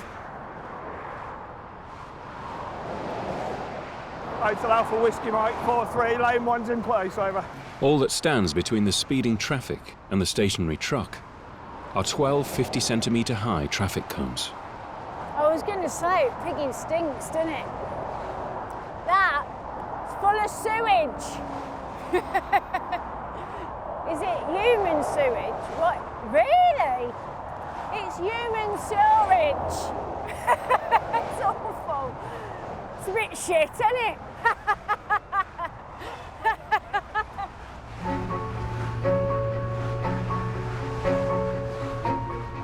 Dean calls the lorry operator to let them know that unless their breakdown service arrives quickly, the Highways Agency will have to recover the vehicle Don't swear at me.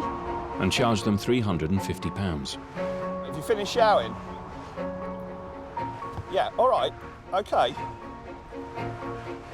If you're telling me they're coming, that's fine. But we have a lot of people. Will you let me finish? If yours is en route, right? Have you finished shouting and swearing at me?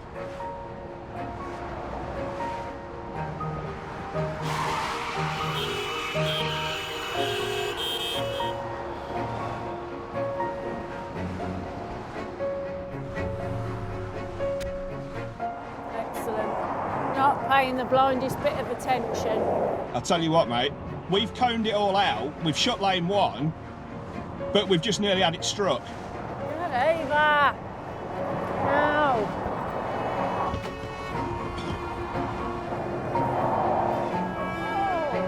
Eek, eek, eek, eek, eek, eek.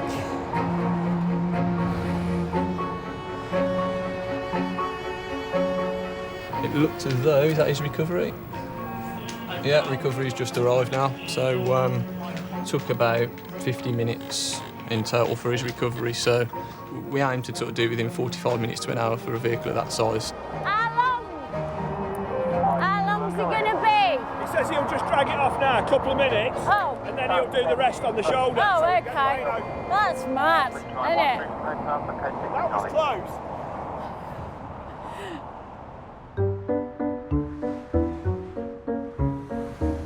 On Britain's motorways, nearly half of all cars are exceeding the 70 miles per hour speed limit. Never had a speeding ticket. Never go over 100. Too fast. I get annoyed when I'm doing the speed limit and somebody comes right up the back of me wanting me to go faster. Wow, that goes fast. We are going fast, aren't we? No, we're not. We're not going fast. Millions of vehicles a year driving at high speed take their toll on the motorway infrastructure. Keeping the system running at this pace requires round-the-clock attention from an army of workmen. And there is one problem that takes more of their energy than any other. Lovely pothole. Across the thousands of square miles of tarmac, there are hundreds of potholes, waiting for Steve Taylor to detect them. Another good day for it, Jed. The travelling public don't really know what I do. All they see is a motorway maintenance vehicle. 2 blokes sat in it. I spend most of my working life in this vehicle. I start as soon as we enter the motorway, turn the survey button on, we then turn around. If I come across a pothole, I then literally push a pothole button.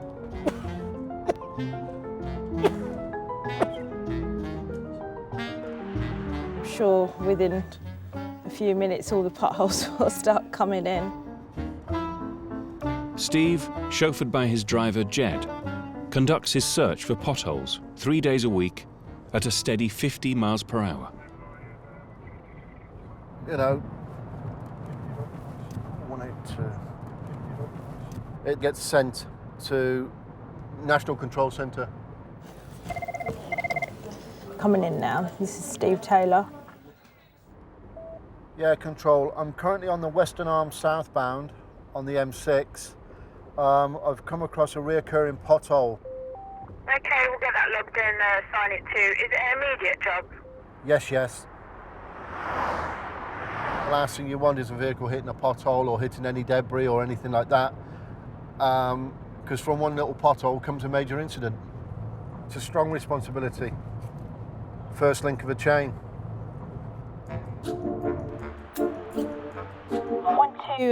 Just confirming that you're up and ready and on the network, over. It will be about 5-10 minutes max, over. Yeah, that's all received. Come on then, let's get some work done.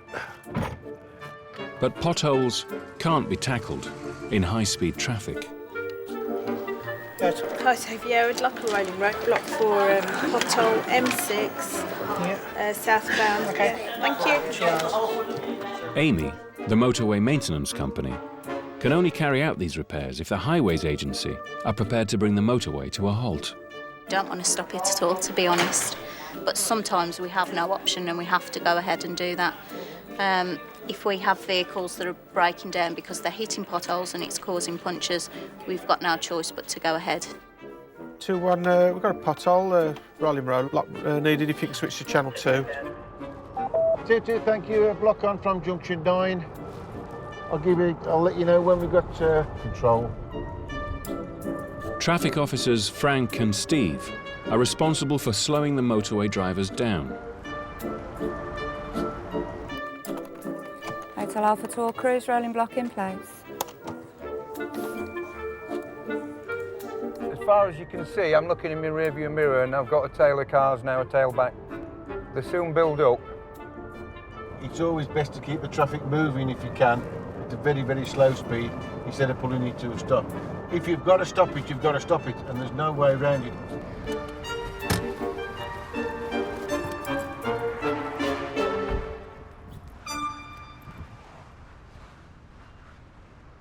We won't keep you too long, so they just fill in a pothole in, OK?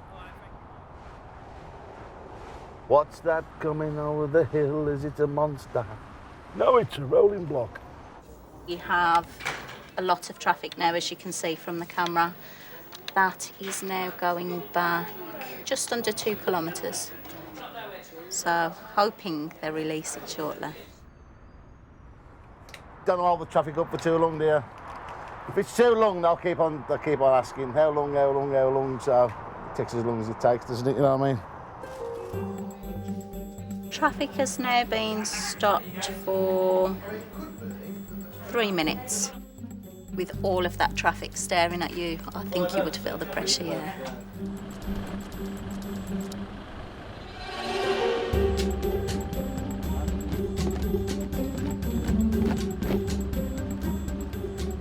It's a go-fast world. There is no getting away from it. It's a go-fast world.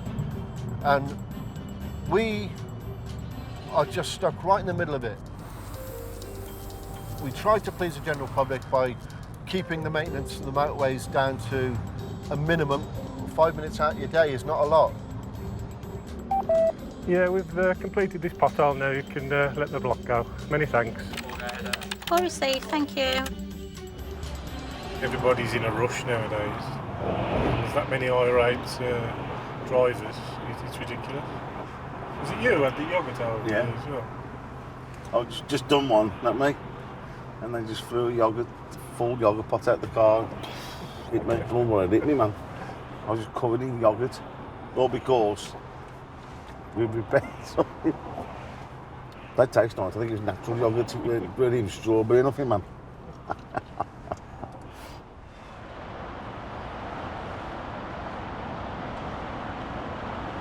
I think people now want to get to point A to point B as quick as they can.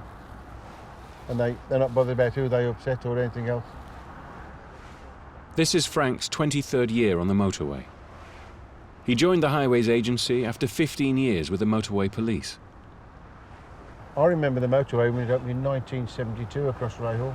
It can't have been as busy then, though, could it? It wasn't, no. No. We used to finish at junction 9 and that used to be it. Right. And finish at junction 7, then they put the bit in the middle. So you've seen huge changes then, haven't you? Just the horse and cart's got in the way a bit. No, I'm not quite old age just yet. But he's got his bus pass. 7 months yet. Before I'm an old man.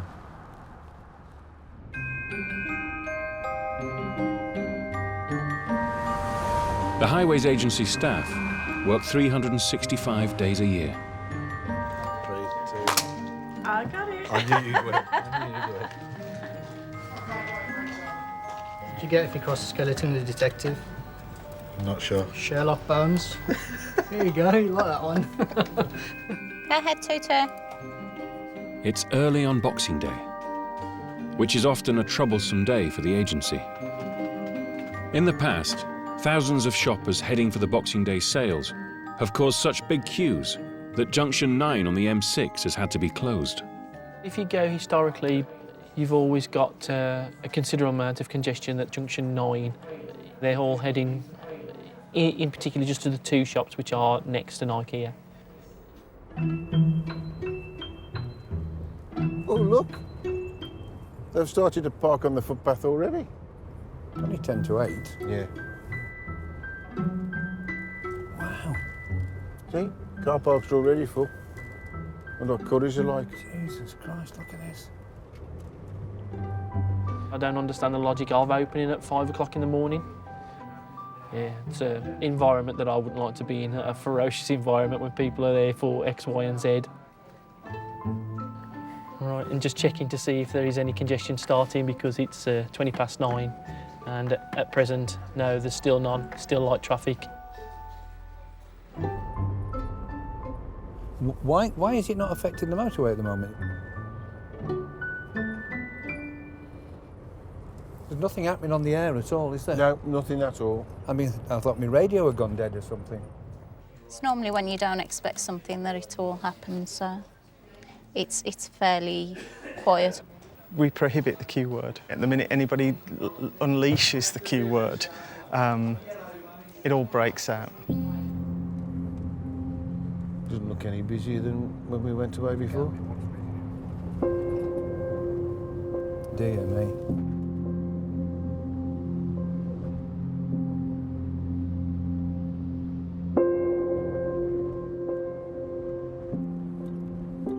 Whoa! Keep going. RTC there. Hotel Alpha Whiskey. Other side. Whiskey Echo 2-1. Priority. I want some. Got to get the debit. We've got RTC on the M5 northbound, just to Priory Junction 1. We've got debris all over the place. It's a crossover. Hang on. It's a crossover. Well, just give us some lights and... Yeah, we've got a crossover from the southbound onto the northbound. Yes, we've got you on camera. We'll get signals for tower. I've got it. 7055, I think. That is. We've got a crossover on the M5. It's on 7055. That's the camera. Echo 1-1, go ahead. Yeah, that's received. Do you need ambulance at all, Abba? I'm just on the northbound. You all right, darling? 2-1, can I have an ambo, please, on the northbound 2-1. Person with mouth injury. The car has hit the central reservation, and the engine has ended up on the opposite carriageway. Yeah, facial injuries to her mouth as well. Yeah, it's everybody else over the other side. If you can just keep over there, please. The front there is severely damaged. The vehicle looks like it's ridden up the barrier here. And as it's done that, it's obviously ripped everything out and the engine's come out of it. I've never known that happen before. Very lucky. Frank's priority is to get the 4 blocked lanes clear and running as quickly as he can.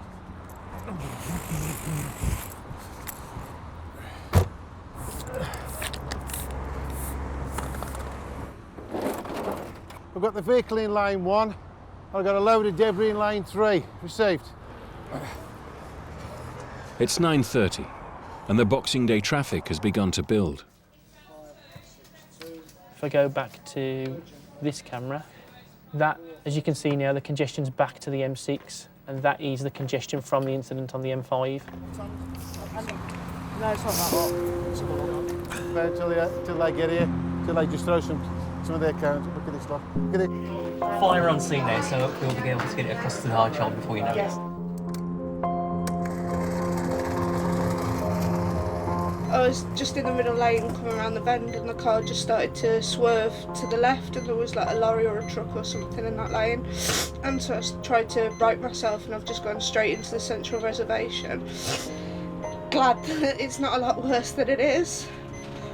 And where are you off to? Off to Nuneaton. It's a Boxing Day meal. Which I'm obviously not going to get to now. Luckily, it's not a bad injury, and so I think now it's the barrier damage that's going to be the key issue.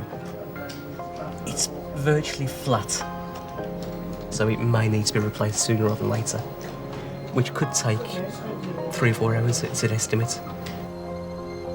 For safety, the motorway maintenance team decide the barrier must be repaired immediately. There is nothing else the Highways Agency can do but wait 4 hours while it's fixed. It's one of those things that we face every day when we come in, you know. You think one thing's going to happen and the opposite does. Because we've got 2 lanes closed of what would normally be a 3-lane carriageway, we've lost 66% of the capacity there. So that's having a huge impact for thousands of road users. They have to wait till everybody else gets through. There's nothing we can do. Our priority is this. You've got to have a smile because life's too short. There's enough miserable people without us being miserable, isn't there?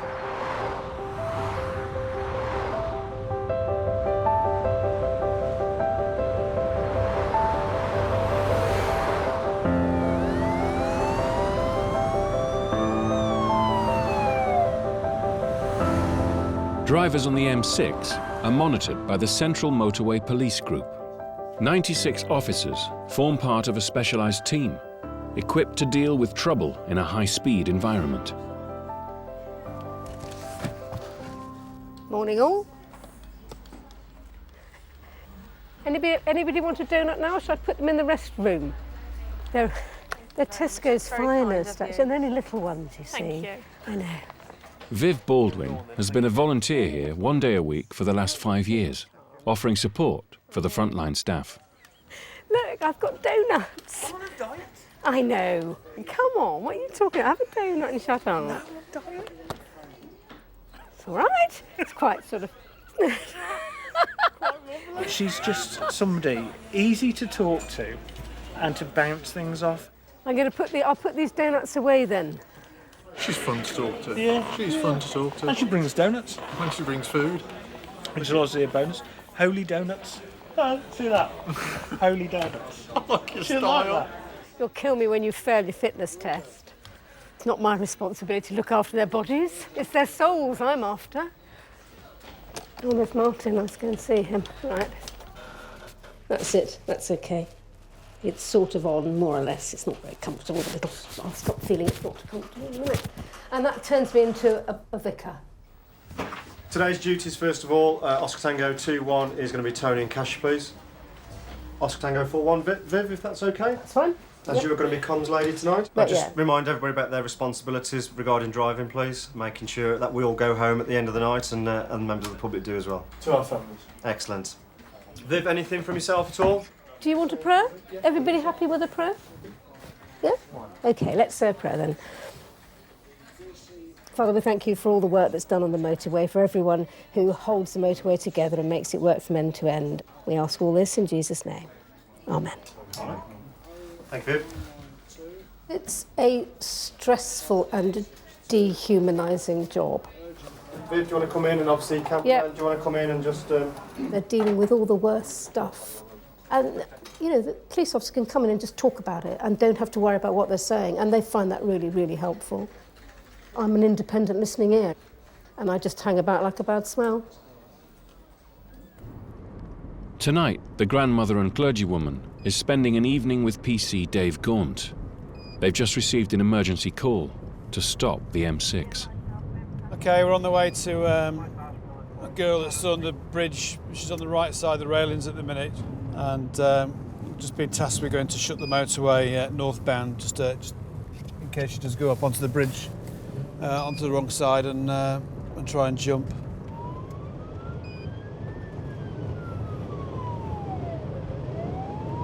I mean, nobody's going to pass us right now at 110 miles an hour. 120 miles an hour. I'm just thinking about this lady who's thinking about jumping. I just think how sad.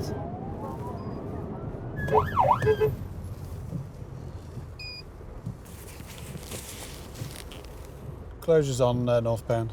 There's somebody coming up lane 3 and on the slipway, so that will stop. Well, she's on the bridge up there, just walking up the centre of the bridge. I don't think anybody's bothered to put a closure on the bridge, have they? They've got her. They've got her. They've got her. Thank you.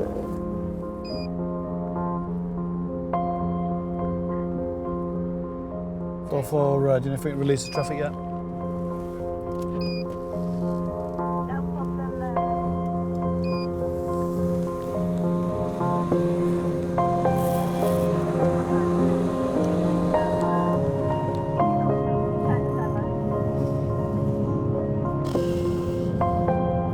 Lucky escape. Yeah.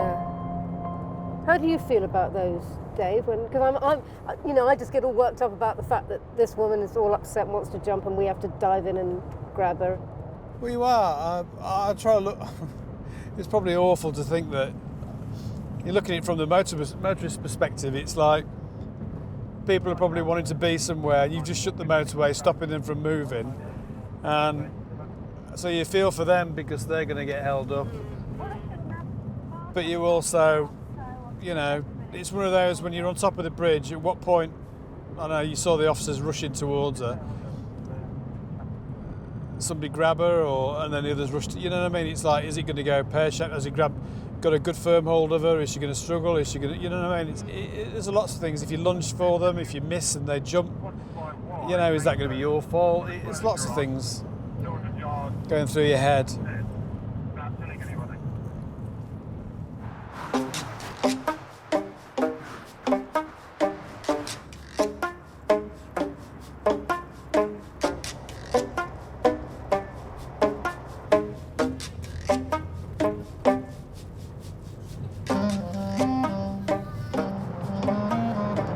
Going on here.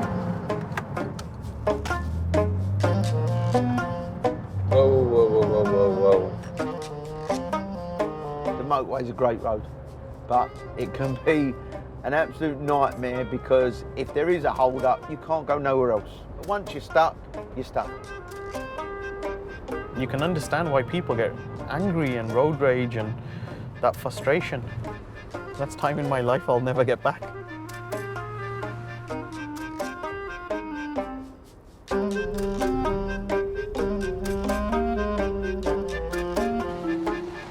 Never ending. Oh, he's going backwards.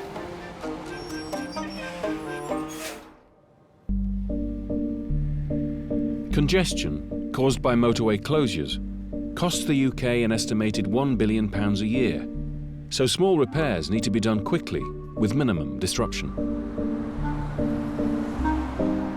On a filter road just off the M6, a recurring pothole needs urgent attention. You get a motorcycle that hits that, then we could end up on another motorway if it hits there. It's going to cut out the square patch, go right down to the core and do it properly. To repair the large pothole, the Highways Agency will have to close one of the lanes. He said 30 to 45, but I'm saying 30 to an hour. When you've got two lanes and you've got to take a lane out on a busy section, you get the traffic backing up and then create more problems then.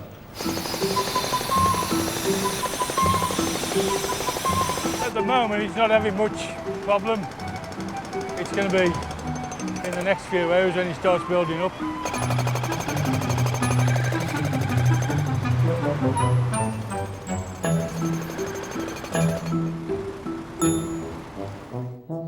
But not long after the roadworks start, a bigger problem appears on the horizon. Abnormal load, taking up two lanes. If he goes onto the M5, we've got a lane closed there. Oh no, don't go down there. Hello mate, it's Highways Agency. Just to let you know, you've got an abnormal load coming down that arm. It's taking up two lanes. You just splat the cones everywhere, isn't it? He's going to go for it, isn't he? No chance. He's not going to get through. To get past the roadworkers repairing the potholes, the truck carrying the wide load slows down to a walking pace. He's close to that barrier. Ooh, well close to the barrier.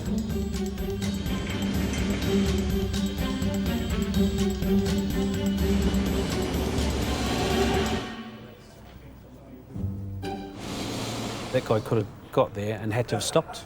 So then you've got that traffic behind it, which has stopped it as well. Now what is caused is quite a fair tailback. Now that'll go back onto the M6. You know, anything after 3 o'clock, you're going to get phenomenal traffic. You've got school runs coming out, you know, and this is going to go way back to Junction 9 now, just because of the abnormal load. The M6 and other motorways around the West Midlands cut through a conurbation of cities and towns. During peak hours, local traffic and commuters flow onto the network, rushing to and from work. Hoping for a nice steady day. Everybody being able to get away to where they need to go safely. Minimum delays. That's what I'm hoping for.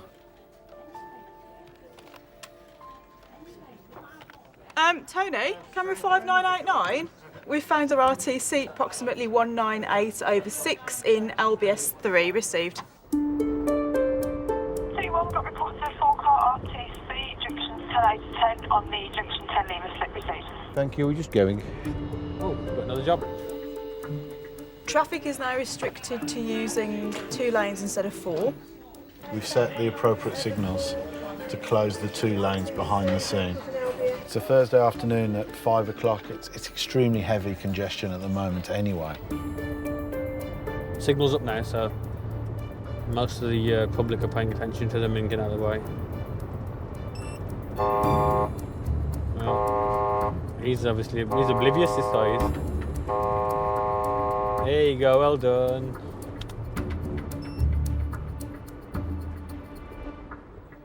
The congestion builds up incredibly quickly. It's estimated a mile a minute, but I would say on the M6 there it's probably faster than that.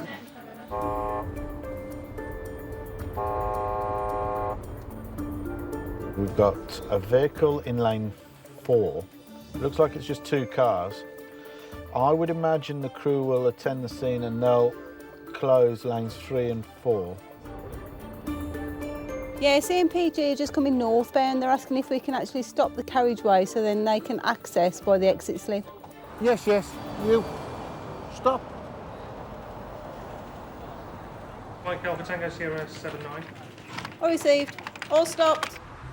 Frank has now brought the entire southbound M6 to a standstill. The decision to close the motorway, it's a huge decision because we know that it's going to affect thousands and thousands of people. The cost of freight that's delayed, that might miss a time delivery, the cost of business meetings that are missed, the cost of people making their way to airports, ferry terminals, going on holiday and have to miss that flight or that ferry crossing. It's at the forefront of our mind that we have to get these incidents cleared as quickly as possible to get everything restored back to its normal way. We've now got approximately 9 kilometres of congestion on the M6 southbound. This is the congestion. Quite considerable, really. As far as we can see, continuous traffic. We've now got another incident on the M5. They're like London buses, they never come in, they always come in 2 and 3s. We've got 5 accidents and 2 vehicles broken down, 1 in lane 3. We've actually got more congestion northbound from people looking over.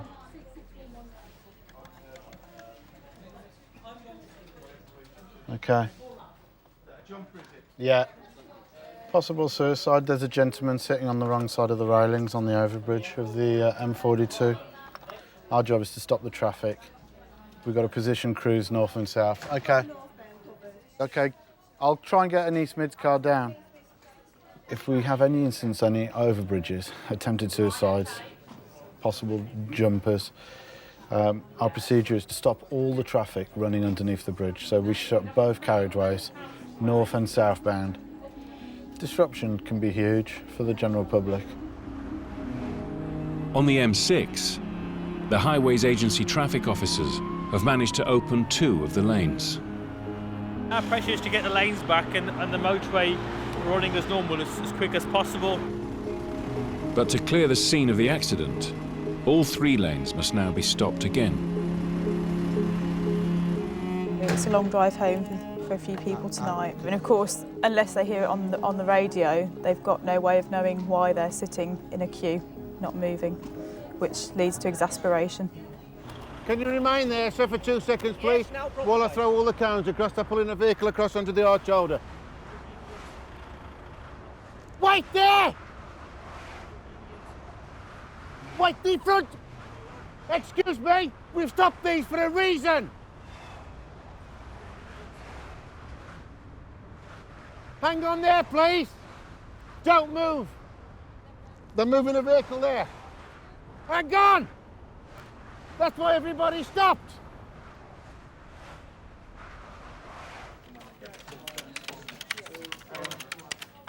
Is that police on the bridge? So police have arrived on scene now. In reality, we've got so much to do, you don't have time to panic. There's so many steps to take. There's always more precautions you can take this end. And again, sadly, it's quite a common occurrence. What is the mark close?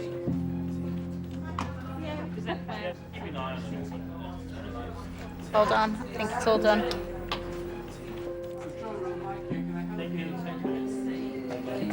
It's the right side of the barrier now. Yeah, that's received. Is the correct side of the barrier now. We're just calling police for an update to ensure that we can release traffic. It's good, all over. By the time the traffic officers stopped the M42 carriageway, the man was already being escorted off the bridge. It's a great relief when the police get them back over the right side of the barrier and take them away. The M42 was only stopped for a few moments, but the accident on the M6 closed lanes for an hour and a half. The crew have dealt with it. The driver has been checked over by ambulance and they've opened all lanes. Suicide threats can be as often as one a week, and they've been known to close motorways for long periods of time. We've had one on our region that's gone on for over 24 hours. During a really busy period, a summer period, where people were trying to go on holiday, and there was nothing we could do. We had all the professionals on scene trying to talk this gentleman down. And that can get quite hairy. Yeah. The impact on the network is huge. You then get the thousands of complaints that we're going to get in, and you have to deal with the general public.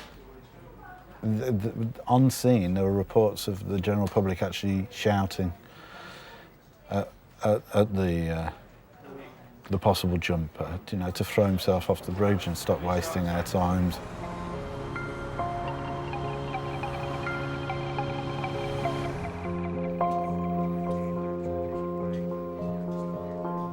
PC's Carl Davies and Mark Crozier are collision investigators working with the Central Motorway Police Group.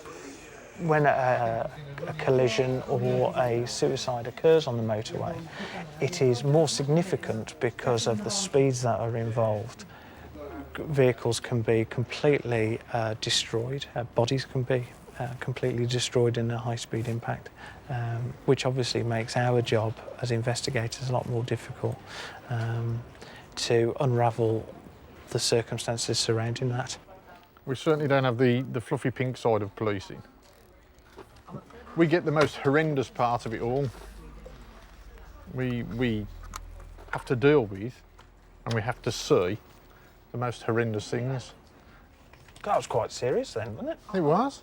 I need to lie down. Every day, Carl and Mark deal with the fatal or life-changing incidents that occur on the road. So it's 4 years, we've been working together 4 years this April. And it's probably been the best 4 years of my career so far with the team we've got here. That's beautiful. We got nicknamed the twins, didn't we? I think it's because we're so good looking. We both look alike. It's because we're gorgeous. If you've witnessed trauma, you've got to get through the day, and humour and taking the mickey out of each other and anything really in the office is just, it just diffuses the situation because you see some horrible things and then the way you deal with it is humour, and that's the way you get round it.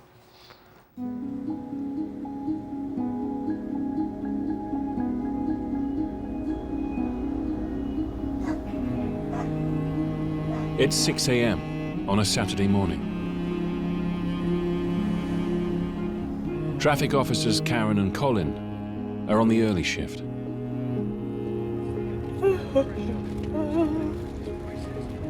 What did I say the other day? We know a flock of sheep, a herd of cows.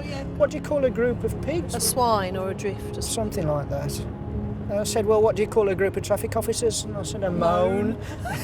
A moan of traffic officers. A whinge.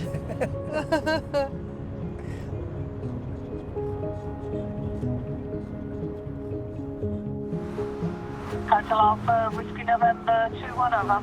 We're getting reports of an animal.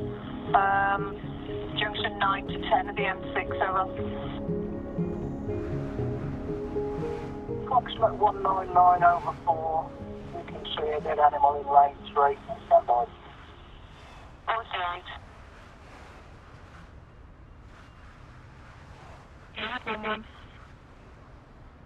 Yeah, we need police there, please. This is part of a human body. We're doing what looks to be a leg with a foot attached. Hang on, yeah, we're seeing more bits. I don't know whether you want to think about stopping the traffic. 1 and 4, we're going to put a closure on. Yeah, 2 was make up to the 54, and we'll close the main carriageway to 54. Proceed.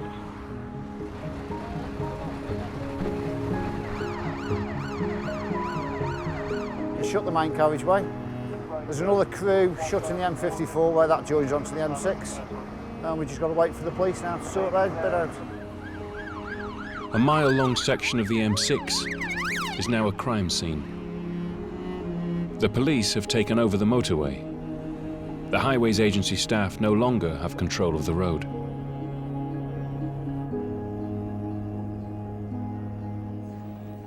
So this will be going on for quite some time today, because they'd have to find out whether he was a possible suicide or something. We don't know if it's a female, we don't know if it's a male, but no, it's just sad. It's not nice, and wouldn't want to be the guys that have been on road, because they're there and they're like, they've come across it and they've seen whereas we haven't seen as much.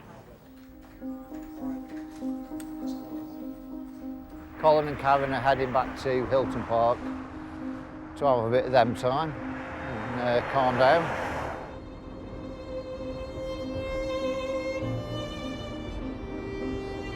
Colin will be okay, Karen will be in pieces because Karen's... I like Karen a lot, I mean we work a lot of shifts together, so I do feel for Karen. Colin will be fine, he's a good lad.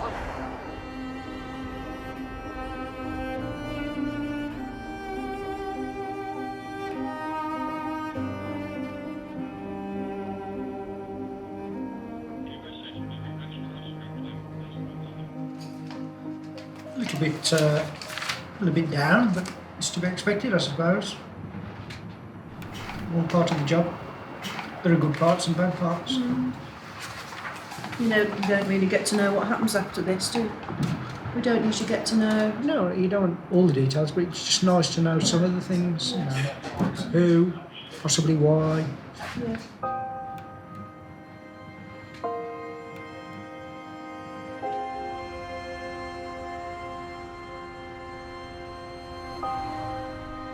Eight miles of 2 different motorways are closed as people set out on their Saturday morning journeys. There's already 3 kilometres of traffic queuing to divert off the M6. It's police-led, so they're just going to do the investigation work, and we're waiting for an update as to when it can be reopened. Okay, looking at 2 hours for reopening. I'd say it'll be longer than that. 2 hours, you're looking at what, 11, 12 o'clock? Yeah. The coroner's now on scene, and then fingers crossed, hopefully within the hour and a half, we should have the motorway back open. Getting on for time-wise.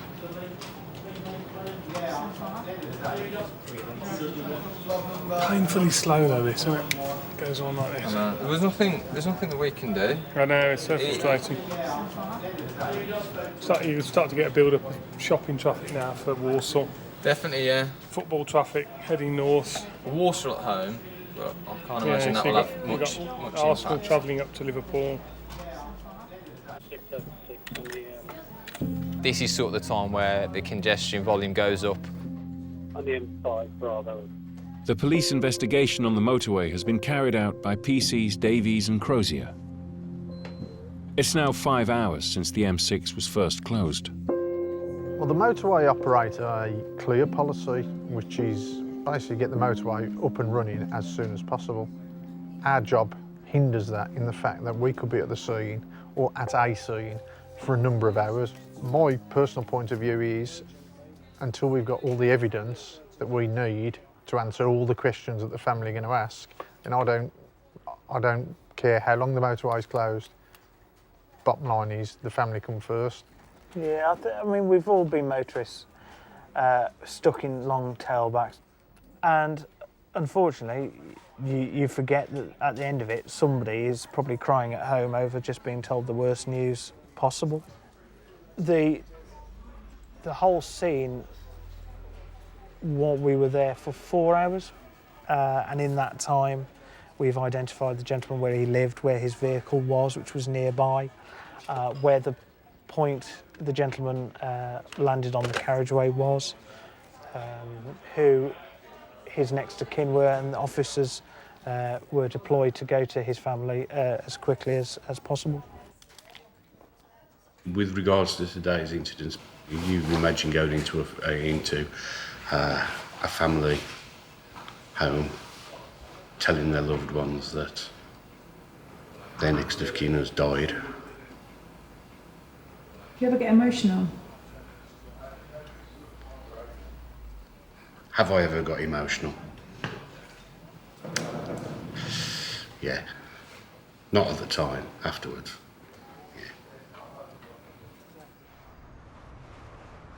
Control of the closed motorway has now been handed back to the Highways Agency. But before drivers can be allowed back onto it, there is more work to be done. It's Veolia who are a clean-up crew for cleaning up spillages, and I'll be led by them. If they're happy, then we're happy and we'll reopen it.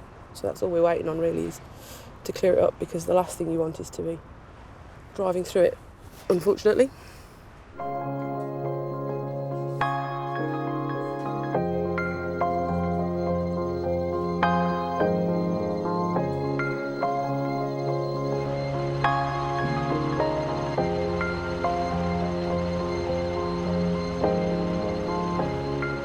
It's a waiting game. They reckon an hour. I'm keeping my fingers crossed for a bit earlier, but we'll see how they go. Can't hurry it along, so.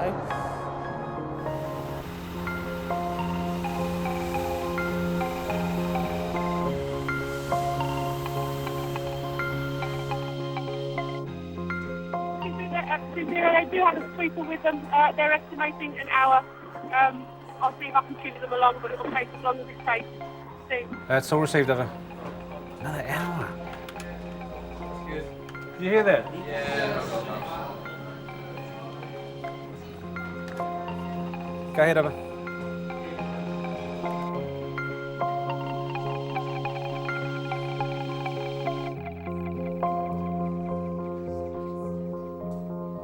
You have to feel for the family. It's a shame. It was that, what I think about was that loneliness, just the two of us there at that instant when it was dark and damp and there was nobody else there. That was the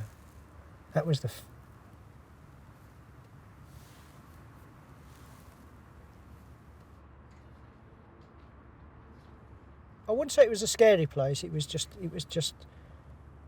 terribly lonely. It felt terribly lonely, you know.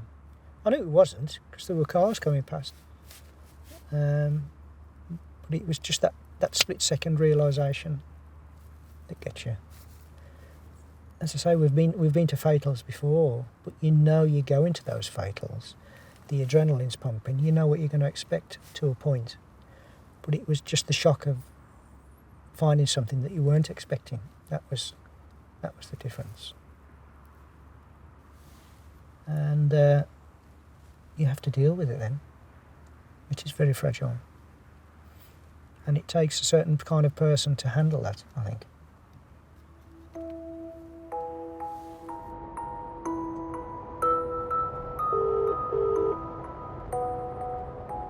Hello? You all right, Charlotte?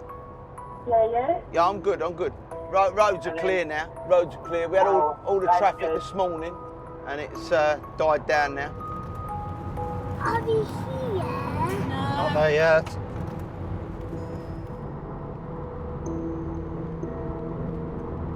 All just sat in the middle lane. Ridiculous.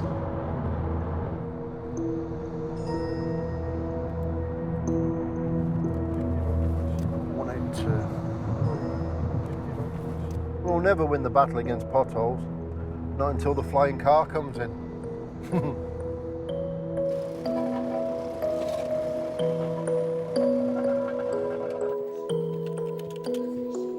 Yeah, we have a block on at 6 over 6 on the M5 Bravo.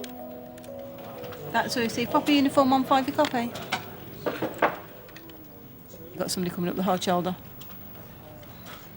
That's illegal. Yeah, too, when you got a couple of vehicles coming up the hard shoulder to you. When one goes, they'll all go. Some more coming now as well.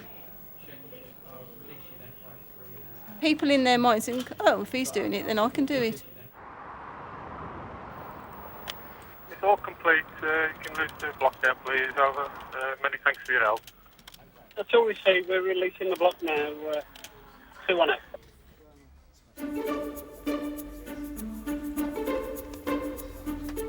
Bickies. Look, I've told you, you'll go to hell. That is why I come to work. The dream of owning one of those one day. That is a 1967 Mercedes 250 SL Pagoda top. Modern cars are fabulous, fantastic. They've got so many qualities that the old cars haven't got, but they don't have that style. They don't have that. They don't exude that panache, that elegance that the old cars do.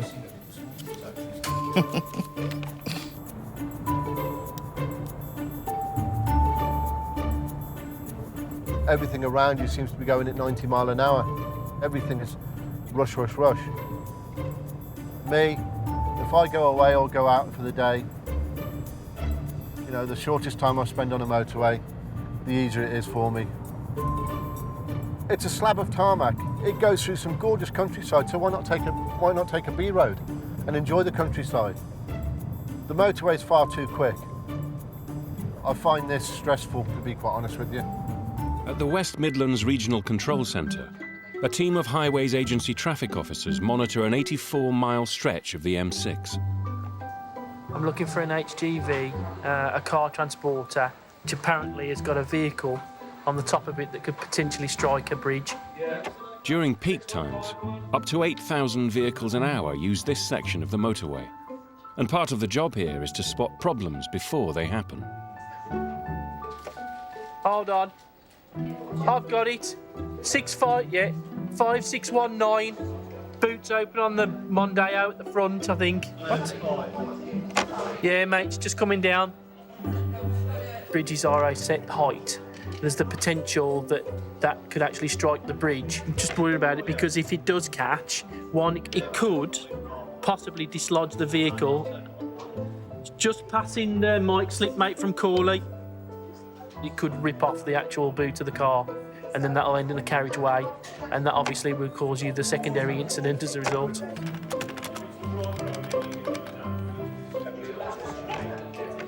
Come on. Yes, it is lane 1, mate.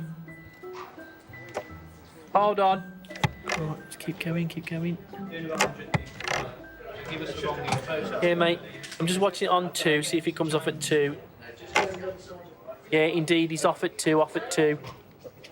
He's actually pulled over, mate. Someone's brought something to his attention. He has stopped, mate. Many years ago when I was here at the same location, brand new Range Rover, I think it was a Range Rover Sport, fell right off the back of an actual HGV car transporter and careered across the carriageway and luckily didn't hurt anyone. Yeah, went onto the hard shoulder. Every year in Britain, there are more than 250,000 road traffic collisions, known as RTCs. We see a lot of bad driving. Driver behaviour, I think, causes a lot of the problem. That's why we call them road traffic collisions rather than accident, because there's always someone to blame. It used to be the old RTA, now it's the RTC, because there's always someone at fault. If you crash a car, it could be weather-related, it could be driver error, it could be car error. There's always something or someone to blame. No such things as accidents. As well as attempting to prevent and respond to road traffic collisions, the Highways Agency constantly looks to improve sections of the motorway where RTCs happen more often. They're clearing the debris before they let the traffic go. We always get the blame for closing lanes, and it's not us that closes the lanes, it's the people who cause the accidents.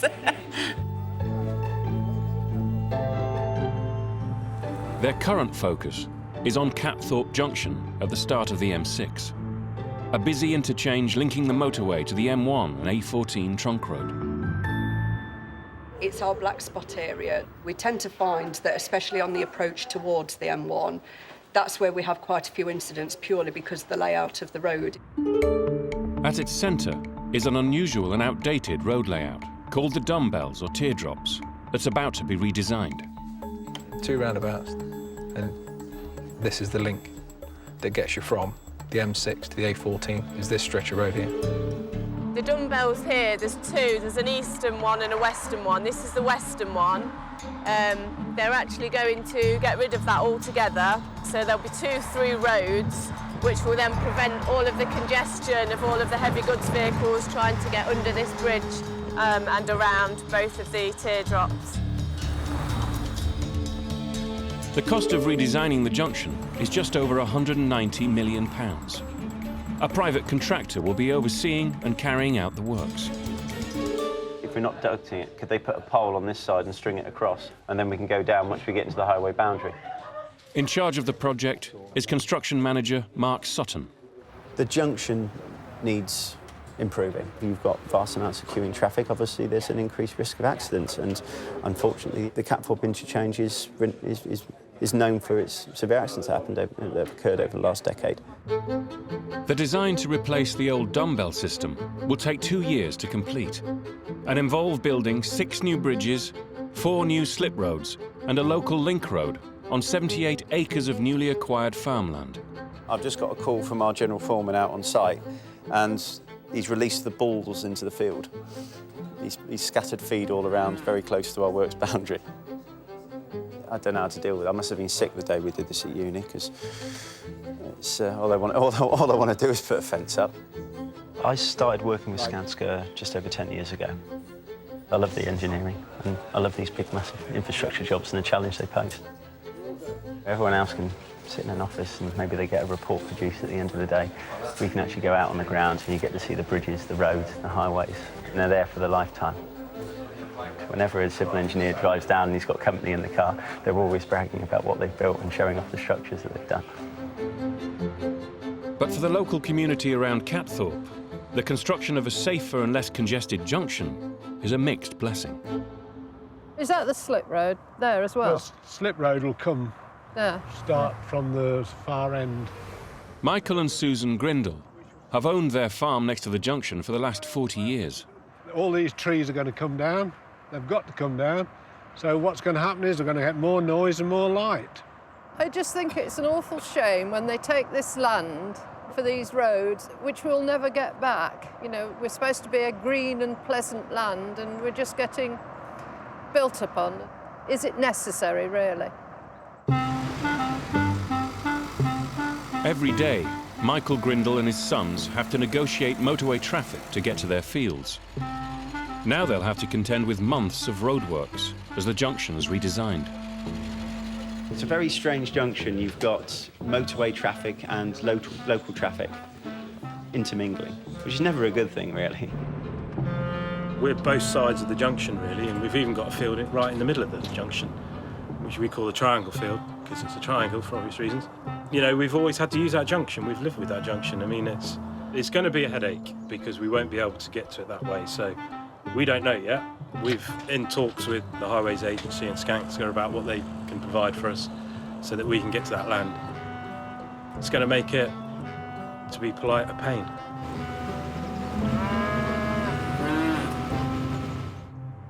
It's not just the local humans who could be affected by the roadworks. Otters? Otters. We are supposed to be fitting an otter ledge to the A14 bridge. That one? Yeah. Hedgehogs, there is no Skanska requirement, but it specifically says we need to produce a poster for hedgehogs. Can they read? Yes. Very clever hedgehogs in this area. Keep out. Yeah, don't come this way. Amphibians. Yeah. So the first one. Newts. Leave that area clear until after the newts have been Yeah, tapped out, relocated. yeah. OK, so newts. OK, I'm happy with them. OK. Out on the ground, Environmental Coordinator Richard Waddell works with both the ecologists and the Skanska engineers. We'll leave that maple in and we'll just from the maple up. The issue we've got here is Skanska want to get rid of this hedgerow and all this vegetation here before the birds start to nest. It's pretty warm at the moment and normally the birds will start nesting from March, but there's a risk they'll start nesting now because it is getting quite warm. But the newts are likely to be hibernating in the hedgerows, the base of the hedgerows here. So they've gone into all the other areas of site with large machines to get rid of this vegetation. But here they're going to have to come in with chainsaws, pull it out by hand, make sure they don't trample on any newts. And then once your guys get in there in the thick of it, if you can make sure that you're keeping the remaining stumps a minimum of 150 mil, 6 inches above the ground. They're a protected species. They're a European protected species. We've got a good population of newts in this country. They're still on the decline, but because of that, we have to protect our population of great-crested newts. For now, the base of the hedgerows in this section will remain until the newts awake from hibernation and are then transferred to their breeding ponds. I've never seen a newt. I've never seen a great-crested newt. And I've definitely not picked one up. You need to be licensed to pick one up.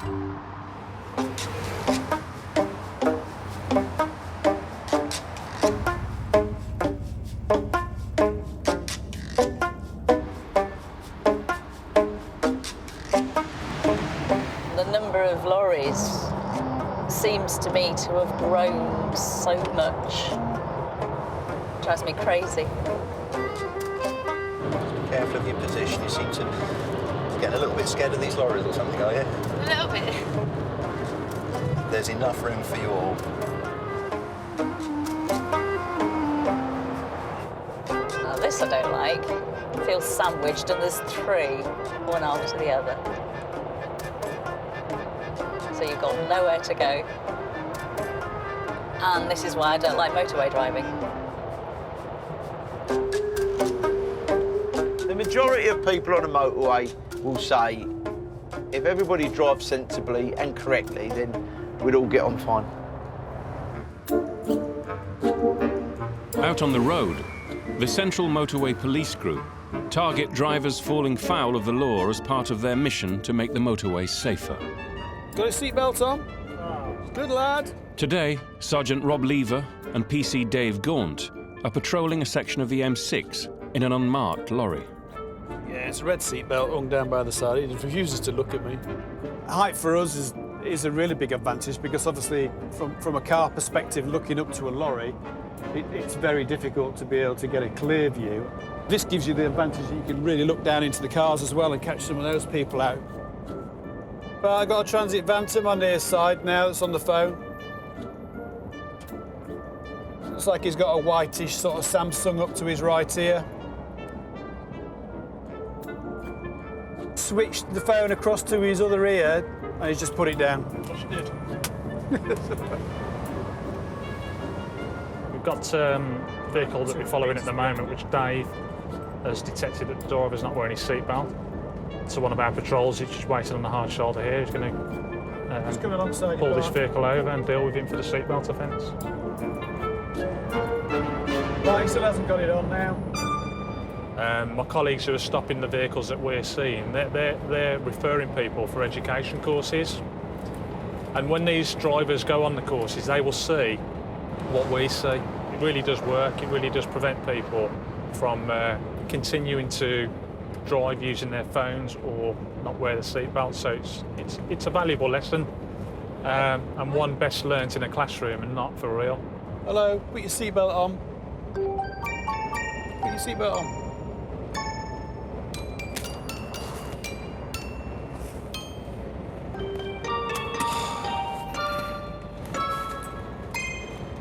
Just drop back a fraction. put your seatbelt on.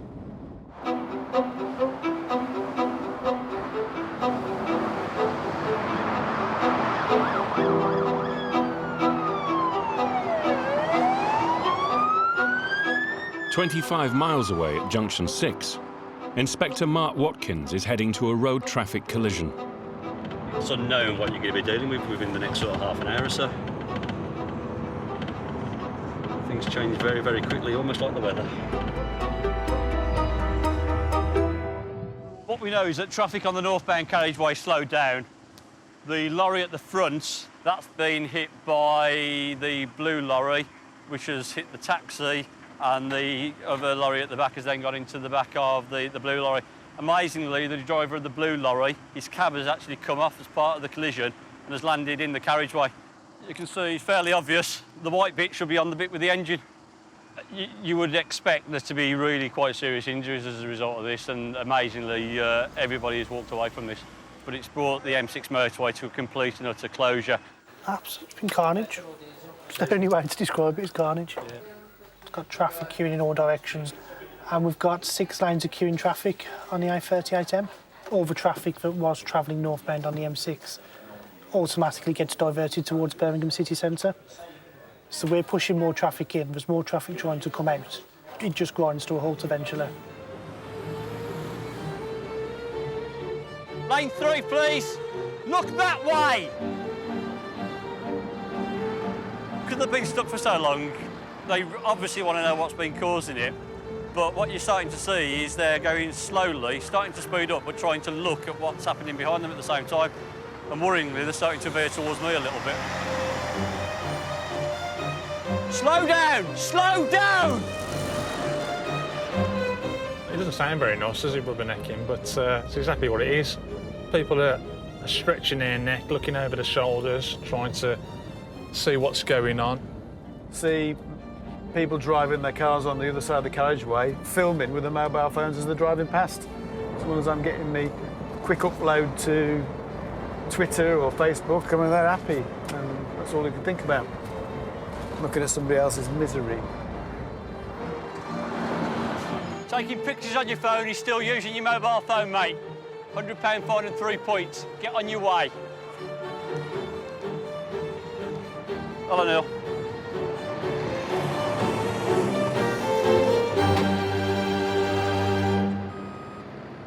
Recovery teams take away the damaged lorries, but the carriageway can't be reopened until the motorway has been inspected. Lanes 3 and 4 might be quite badly damaged. We might just have to close lanes 3 and 4 and only open 2 lanes, but it's still better than none. So we'll see where it goes. It's just a waiting game for us now. Noel Phillips is the incident duty officer. He's concerned that the fluid from the crash has leaked onto the carriageway. Just small old diesel. Yeah. So I'm just going to have to carry on treating it, see if we can get it up and get it absorbed up. If not, it's going to have to be try and do something about resurfacing, but that's the last option.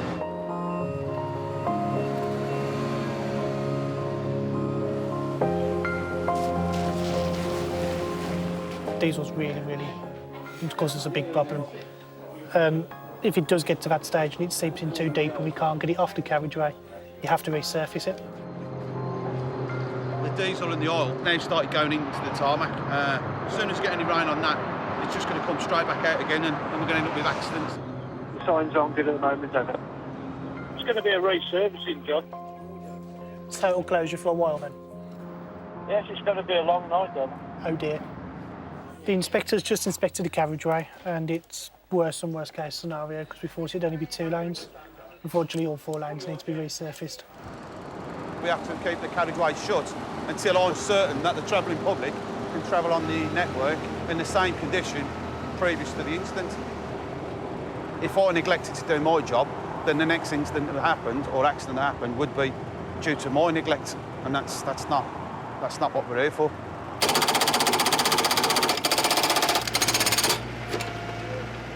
It probably opened as a managed motorway 2 weeks ago, so it's still fairly new. And you're already digging it up? And we're already digging it up, yeah. There's going to be a fair bit of work. In the end, it took a team of road workers 6 hours and 40 minutes to resurface the carriageway. The bill for the work is estimated at over £40,000 and will be paid for by the insurers of the vehicles involved.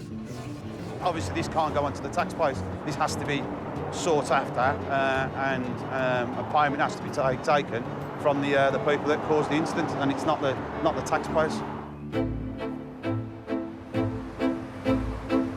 The cost of redesigning Catthorpe Junction at the start of the M6 is just over £190 million of taxpayers' money. It's just nice, after all these years, to suddenly be out here. We've got pegs out, we've got the fence lines coming up, we've got the trees coming down, we've got the speed cameras going up. We're going to get a good start on this job. It's going to be fantastic. After 11 years of planning, the first stage of the roadworks has begun. Like vampires, aren't we? Night walkers. As the motorways can't be closed during the redesign work, the first step is to give the construction workers safe areas in which to operate. Oh, Jesus. We'll have narrower lanes than usual will be in place, so you need to drop the speed down so people are driving safely through. The barriers are there designed to be impacted at a certain speed, and we have that all designed to ensure that the people that are going to be working here on the verges, putting the new duct runs in, putting the new bridges in, are kept safe. It's going to cause havoc, like taking 3 lanes down to 2 lanes for the M1 and the M6, but, you know, it's got to be done. That's the thing that the public can't seem to get their head around. They want the roads repairing, they want them maintained, but they don't want anybody to come out and do it. So what you're supposed to do? That's why everything's done at night, because it's, you know, it's a lot quieter. Damien West and his team will be marking out the new temporary lanes. This is a lining machine, plastic lining machine. Does all variant types: white, black, spray, extrusion, rib line. Just keep pull forward, Shag, so we can set up. To paint the new white lines over miles of motorway, a high-powered dryer prepares the road before paint is sprayed on to the carriageway. They're pretty ferocious, like they're about 135 decibel. Until Catthorpe Junction is finished, there will be night works on and off for the next 24 months. Do you know why this junction's being redesigned and stuff? Yeah. Tell me why. It's shit. Yeah, it's been needing doing for a long time.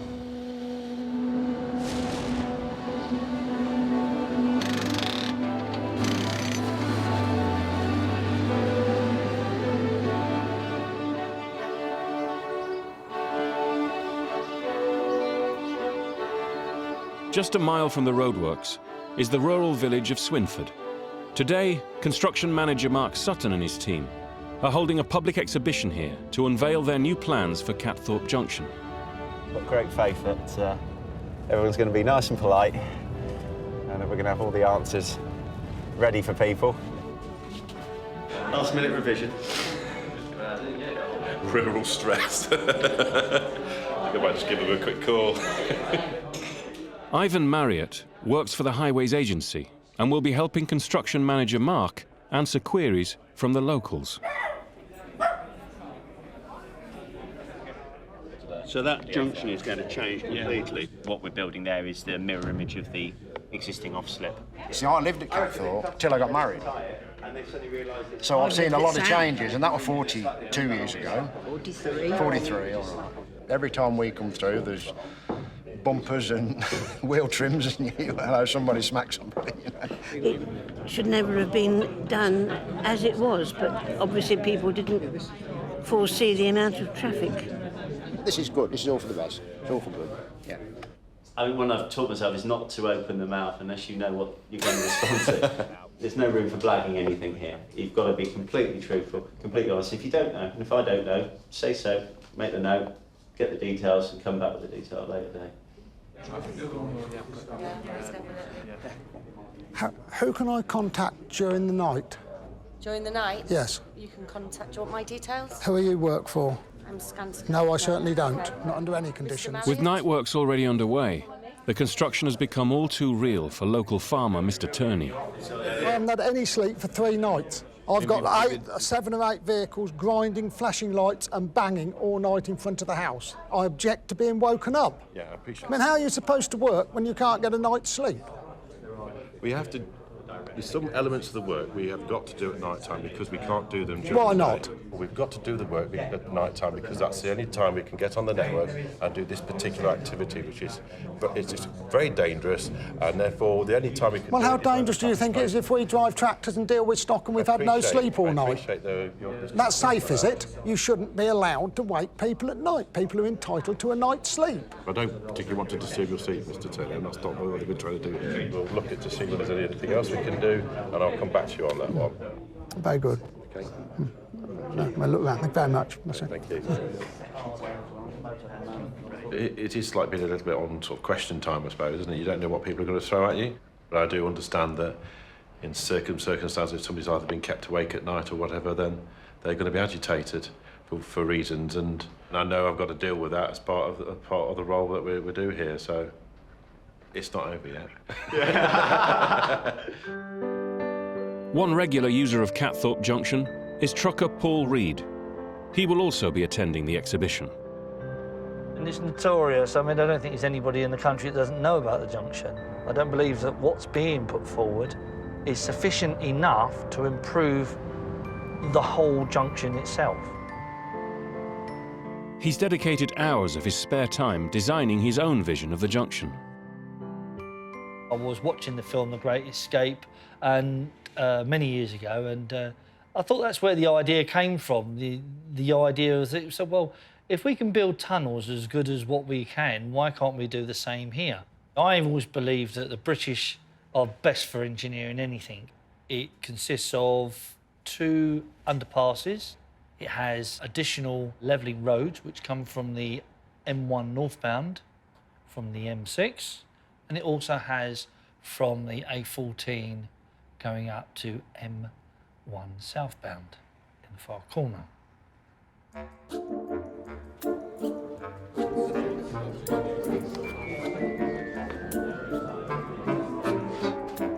Now it's time to see how Paul's plans measure up against Mark's. Hello there. Hello. Mr. Reed, I've got a couple of questions. Yep, quick look on the Yeah. top of it.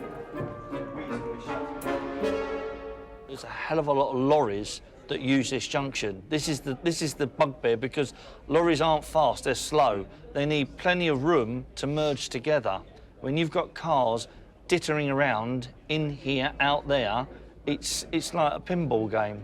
And unfortunately, that's why accidents happen. With the construction of the contraflow and the sort of taper that will form, I think that will actually physically prevent people from doing that. I've looked at this, and I've looked obviously at mine, and as far as I'm concerned, you know, the concept is exactly the same. It's just that mine's tunnels and yours is a dual carriageway which goes under the M1.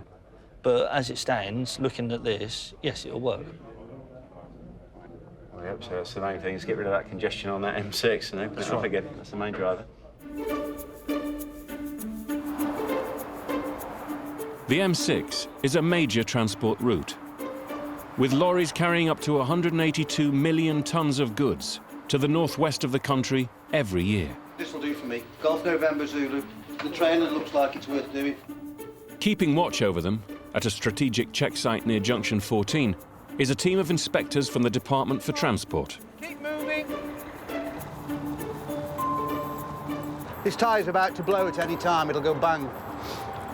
385, 65, 22.5 super singles, these are known as. If this goes bang, chances are it could rip off the back tyre, all sorts of things. He won't be leaving here with this tyre on, that's for sure. He'll get a fixed penalty for it. Change. The inspectors here target lorries they suspect are faulty or unsafe and have the power to pull over any lorry driving on British roads. One of the supporting straps is broken, and the trouble is that the other strap and the supporting structure is that weak. That's just not going to last much longer. But if it fell out, it's bouncing down the road, and that's going to cause a massive obstruction and possibly cause fatalities. It's more than likely the trailer will be immobilised if it's not repaired by 5 o'clock. We get treated like scum by everybody, by other car drivers, by the police, but yet every single thing that's in every shop and everybody's house has been in the back of a lorry at some point in time. And there'd be no next day delivery or no fresh bread if it wasn't for us, so, you know, they should be grateful that we pound the highways night and day. But lorry drivers have limitations on the amount of hours they can pound the highways. Can I just ask you to jump out so I can check your tacho? Tachographs record their every movement and will reveal whether a driver has gone over their maximum 9 hours regulated driving time. Clearly we see offences at the side of the road every single day, whether that's a deliberate attempt to flout the rules and regulations or whether it's a genuine lack of knowledge. It's debatable, isn't it, really? But a minority of lorry drivers flout the rules more deliberately.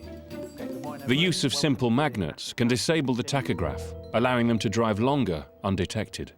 We've got the magnet that was actually found here, and it's a particularly strong magnet, and we've got some photos of the evidence here as well, so that is currently going through due process at the moment. The information we received for the roadside was that, in fact, there were 307 kilometres missing from the tachograph down to that magnet being utilised. And in fact, the driver had been on duty for over 19 hours when he was stopped. As well as disabling the tachograph, they also interfere with the anti-lock braking systems and the speed limiters on the vehicle, so you've got a nasty cocktail there. This is a company from Netherlands. We can see there that we're entering in the southeast ports. They're travelling northwest through the Midlands up on the M6. From April the 5th, they become a national target for impounding. So what we can expect over the next couple of weeks, if we're successful in targeting, in 1 or 2 of these vehicles being impounded? That's right. Good. In the last year, 38 magnets have been found at this check site on the M6. So this is the cupboard of shame, basically. Yes. Everything up here is magnets. Absolutely full. What happens is the magnet kills the electronic signal, and then the tachograph just thinks it's at rest. The companies quote for the work, and they give them these unrealistic timescales to get there, and the drivers are under pressure to do it, and the boss says, well, I don't care how you do it, you just get there on that. If you've got to be there at 8 in the morning, you've got to be there. If you've got to drive through the night, I don't care how you do it, and that's what they do. Risking their own lives as well. Road users. They're driving a 40-ton missile, you know, and you know, they can be extremely, you know, cause carnage and death, and this is what the problem is. Look at this big lorry, Sebby. What do you think's inside that big lorry, Sebby? What do you think it's carrying inside? Then there's monsters in there. Monsters? Yes, monsters. Monsters on the motorway. Ah. I missed it. So is this still a motorway? This is a motorway at the moment, yes. You can have some of this if you want. Have a drink. Remember, you need to tell me if you need to stop for a wee-wee again, Sebby. I know, but that's James's milk. But you can have Where's some if you Sebby's? want. I don't know. Oh, he's just throwing it on the floor. Sebastian, I can't reach that now. Every year, millions of lorries travel up and down the M6, carrying everything from petrol to sewage, from beer to live animals. How long do we think? We've said it could take up to 3 hours to repair the barriers. Outside Stoke-on-Trent on the M6, a lorry carrying a cargo of bread, vegetables and milk has overturned and spilt its load. Quickly found it on camera and realised there was quite a lot of fluid coming out of it, which was later discovered to be milk. Although it's only milk, it can be quite a serious issue. What caused the accident is unclear, but luckily the driver escaped with minor injuries. Now, the Highways Agency must close the whole southbound carriageway as they attempt to clear the scene. We've stopped the traffic, ready to install a nice big line of cones across there. Yeah, they're travelling through now to meet us at Yarnfield and just making sure everyone's aware that what I'm doing. Motorway maintenance manager Paul Diamond needs to get to the scene as quickly as possible. Cheers, thank you. Just been given the OK now to travel northbound on the southbound carriageway, which is under a total closure, so it's safe to do so, which will assist us in getting to scene. Paul's job is to oversee the vital repairs and assess the cost of the damage. That's a rare sight. It's a car travelling the wrong way down the motorway. That's one way of missing the queues. He'll be a senior road worker. A lot of the milk, you probably can just see it's come off the truck. It's gone into the drains and going under here down the watercourse. The environmental agency have been, and they're worried, and they have a team down there at the moment trying to stop it getting into a pond and contaminating the pond, because this milk is worse than most stuff, because it just takes all the oxygen out of the water and kills fish. There's a big issue when it gets into the water, a very costly issue as well. So will a fish have a cost? Yeah, carp can be worth up to £1,000 a fish for a big fish. So it all depends now on how much of the milk's got into the watercourse. Has the diesel and the milk got through to the pond or the brook? It has. It does, yeah. People don't realise that something happening here can affect something a kilometre away from the motorway. And it's the environment, and of course the environment, no one wants to damage the environment in any shape or form. But the motorway must run. They're in the position I'd expect them to be in now to start lifting the vehicle, so hopefully it shouldn't take too long. The last one I did down here was loaded with salmon. It had done the same thing. And all we were doing is carting salmon for hours. 4 or 5 hours into the job of mauling salmon about, you smell a little bit, you know. Oh, the cab slipped. I've got to get something under the wheels to make it grip. Yeah, recovery having a bit of trouble at the moment, getting this vehicle up. It's slipping on the milk and diesel. At the moment, we're in the hands of a recovery firm. So as soon as they're out of the way, we'll start repairing the centre reserve. The lads can work here, so we're getting this one done now. As long as the recovery's here, we're sort of depressurised slightly. But as soon as they're gone, that's when the pressure's powered onto us to get out of the way. It's a very long junction, 14 to 15. Our priority is informing the public. If you don't have to go on this motorway, don't. But you can see how many people are involved on the scene at the moment. I mean, it's a huge recovery operation. It's that watch now, watch now. Here we go, here we go.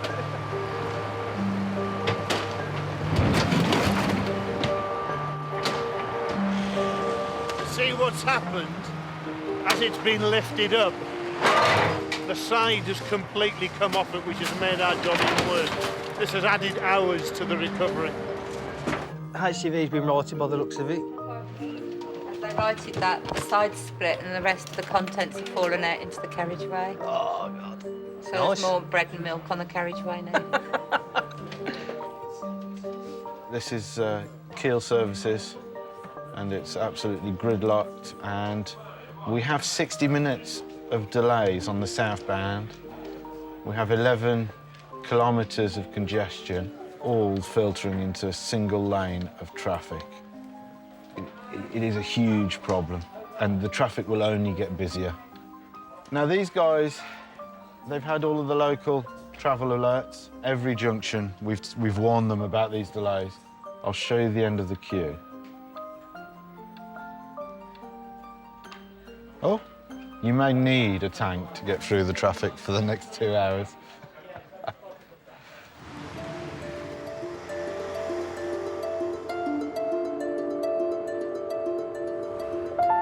Along its 232 miles, the M6 carves through some of Britain's most beautiful rural landscapes. In the redesign to make Catthorpe Junction at the start of the M6 less congested and safer, 78 acres of farmland have been acquired.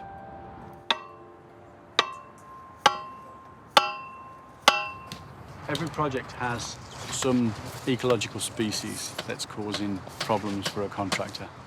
With this one, it's the great crested newt. To protect the colony of newts in this section of the proposed roadworks, 1.5 miles of special fencing is being erected across farmland. The biggest issue is this is a protected species, and all here are liable for prosecution if great crested newts are found to be killed by these works. Along the fence, buckets are dug into the ground to catch the endangered newts. The newts go to the newt fencing, they'll hit the fence, and then the aim is that they'll walk along the fence and fall in the bucket. And it's project ecologist Nick Steggle's job to check them every day. We've got some vegetation in here so that they can actually hide under from any predators that might be about at night. We've got what we call a mammal ladder, which is effectively a stick which we place in the trap so that if any small mammals fall in there, they can actually climb out and free themselves. We also have a float so that if we get a heavy deluge through the night, so they don't drown, and then we'll release them the next morning. You never know what you're going to find. Hopefully great crested newts. We're going to trap for 60 days in this area, but come the end of that trapping period, we need 5 clear days without newts or without a newt find. So if we find a newt on day 59, Skanska will have to trap until day 64. And if we find another newt on day 63, it will go on and on and on. It was a project further north. They took account of the cost of the fencing, exclusion, some of the mitigation measures for newts, and they estimated it was about £37,000 per newt on that job. Yeah, most of this truck is now strapped up. We're just putting the last of the load in. I'm just giving them a hand to try and speed things up a bit over. On the M6, the lorry carrying the cargo of milk, bread and vegetables has now been righted.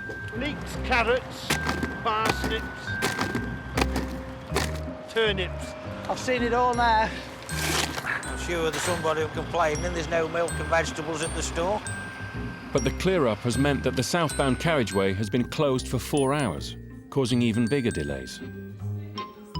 I've already noted down a lot of vehicles that have actually already pulled over onto the hard shoulder. So you get cars overheating, you get HGVs pulling over for brakes. Because they know that they've been stuck for so long. This is the start of our region. All we can do is keep pushing to get this vehicle cleared as quickly as possible. Every little helps. Hey, Derek, you all right? Motorway maintenance manager Paul Diamond is responsible for clearing the scene and fixing the damaged barriers as soon as possible. Hello, we're going to need 2 to man that gate, and then 3 on the barrier. Oops. Starts off with the public. They get stuck in traffic, they ring the Highways Agency information line, start complaining. That then gets relayed to the Highways Agency control room. They relate to our control room, and our control room relate to us. And then it's ETAs, ETAs, ETAs all the time. What time are you going to be done? Looking at what we've got, and if we get the blokes in quick enough, I think we should have it boxed off by 9 o'clock. That's if they go in the next half an hour, 3/4 an hour with this trailer. But the only bad news is the liquid that was in the trailer, the milk, etc., has got into the drains, and it's got into the golf course, and now it's got through into their lake. And they're trying to do as much as they can to lessen the damage that's caused. She hasn't come back yet, so I don't know if it's killing fish or anything as yet. Looking at it now, we're getting somewhere now. So as soon as recovery's out of the way, we'll start the clean up, and then we'll repair everything. Are you ready to go?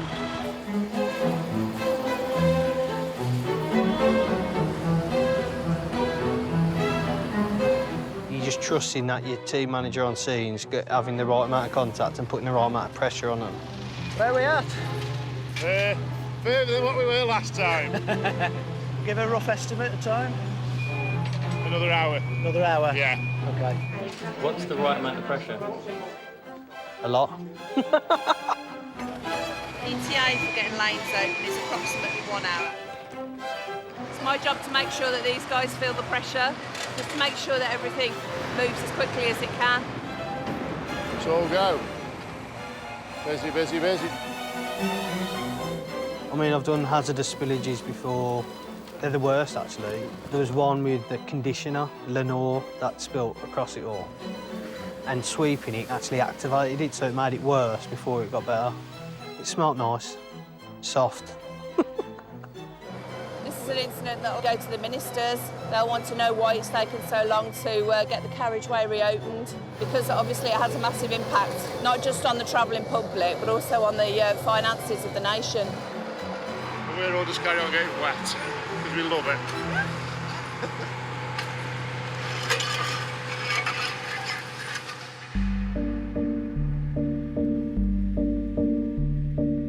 Can't see nothing. Can't see a thing. Visibility's really low. Further down the M6, traffic officers Keith and JJ are on patrol. You could be the best driver in the world and you're adhering to the road, you're adhering to, but some other fool that ain't gonna take any notice and wipe you out. A van has broken down in the hard shoulder, but as it's rush hour, the smart motorway scheme is operating and the lane is open to traffic. Our crew's just arrived on scene. Recovery's arrived on scene at the same time as we've got there, so hopefully one or the other will move the vehicle out so we can get the traffic flowing again. It's only going to be about 7 or 8 minutes. We've put a few cones out and some signs out just to make sure that it's a safer working environment for him, basically. Are those cones really going to make a difference? Those little cones? I'm hoping it does. It really puts the heebie-jeebies on me, to be fair, because we are so reliant on drivers paying attention. If we have a lapse in concentration, they could kill us. You don't know, dude? Yeah, cool. I'll get the cones in now, then. See? There you go. That car. Taking no notice. Absolutely ridiculous. Can't really legislate or put procedures in place for idiots. I'm sorry, but you can't. Why are we running? There may be another idiot using this lane. That's why I want to get out of here and go to the next stop alive. To call it the Mad 6 instead of the M6. In the last 5 years, 8 road workers have been killed and 135 injured whilst working on England's motorways. It's crazy. And many more have had near misses. I want to show you guys lane 1 closure for a tyre change on a HGV. I was getting my hat out the back of the car because it was raining, so I opened the door to get my hat out, and all of a sudden I heard people shout, "Watch out." I've looked up, this HGV is just coming straight towards the car. It's as if everything was happening in slow motion. And I thought I had more time to move out than I actually did, but everything, yeah, signals set. Yeah, look at that. Oh my God. 1, 2. Oh, shit. That's close. Oh, that is. HGV going at that speed. Do you know what I mean? Don't show my wife that. I know. To be fair, to this day, I haven't told my wife about it either. Yeah, I haven't told her about it because she just, I don't know what she'd do. She probably said to me, "That's it, quick, get another job." 40-ton weapon. I put my uniform on, going to work, and I might not be coming back. We've already talked about it, me and my partner, and I've prepared everything for the potential of me not coming back. Everything's in one place, life insurance, funeral stuff, all the pensions, work stuff, all the documents, at least that if she ever needs it or if anything happens to me, she knows what to do. I want to be cremated, so don't want to be a burden on anybody and be scattered on the M6.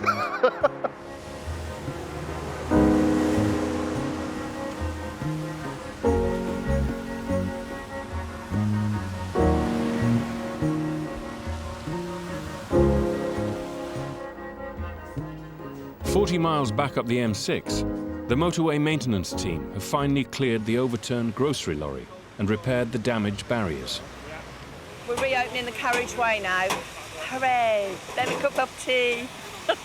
As soon as they see that first cone getting lifted up, everybody will stop and they'll wait for the next cone, and if there's a gap, you'll see them and they're gone every time. You chuck him to the middle, Chris. I'll chuck him here. So I'd say by the time the 4th cone comes up, they'll be off. You ready? Here's your first cone. See who goes up first, because someone will make that move.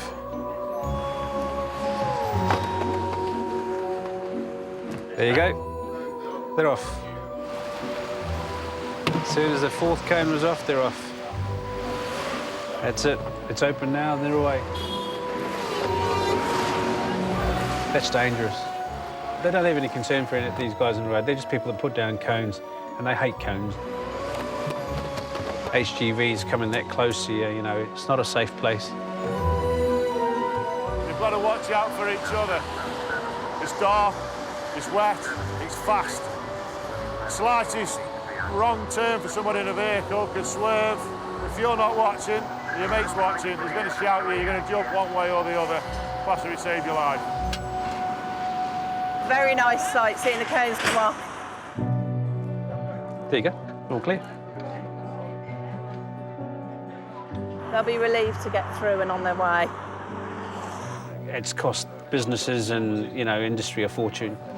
It was a big job, massive, for spilt milk. But you don't cry over it, though, but it's been, yeah, a very, very long closure for us.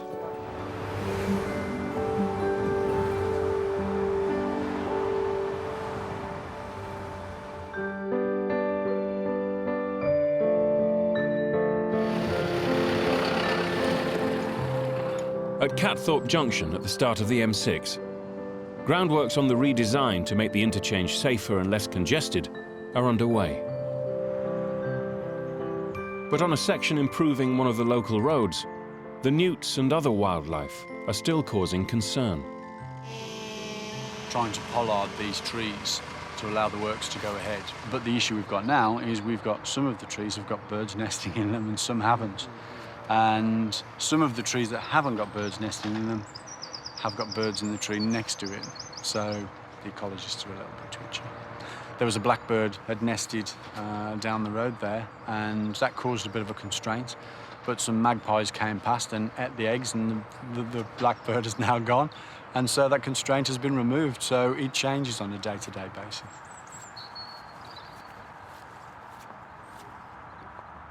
There's a nest in there somewhere.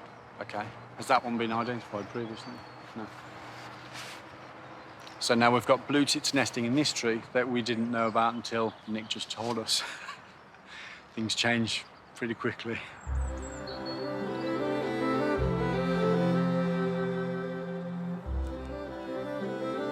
You have a little move of the grass, turn over the float, make sure there's nothing in there. But there's one creature everyone's desperate to see. Every day, project ecologist Nick Stegel checks the traps for newts that have woken from hibernation. Found a great crested newt. Just found a little female. If I turn her over ever so slightly, she's got a bright orange underside there. And she's got spots underneath. And each one of them's like a fingerprint. It's unique to that individual. A lot bigger than what I expected. Quite beautiful as well, aren't they? Like mini dinosaurs. Yeah, a little crocodile. She was on our site, and so she's been commuting over to the pond over there to breed and lay her eggs. Expensive newt. Yeah. that makes 5. The cost is coming down. Yep. Absolutely. Once caught, the newts are relocated away from the roadworks to the safety of the nearby farmland. So there she goes on her way. You can see how close she is to the breeding pond. So hopefully make it there tonight. The trapping will go on until there's no sign of newts, and they've all been removed from the site of the proposed roadworks. Bright-crested newts, particularly the males, they're like street boy, wide boy, marching across the landscape.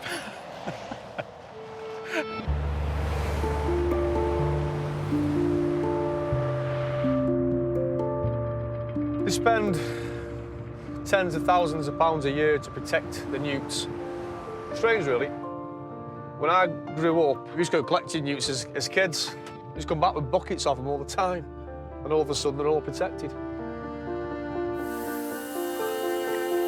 It's been quite a a journey to get to where we are today, but it's not just we want to build a road, we go out and build a road. There's a huge amount of time, effort and work and passion to improve the safety of the network. The job's not easy, but then whose job ever is easy? If you ever ask anyone if their job's easy, I don't think I'd enjoy it if it was easy. It'd be dull. And at the end of this job, when you do drive along and you drive along the completed road and you see the structures that you've built, you see the road that you've built and you see the difference it makes, yeah, you do take a huge sense of pride out of that.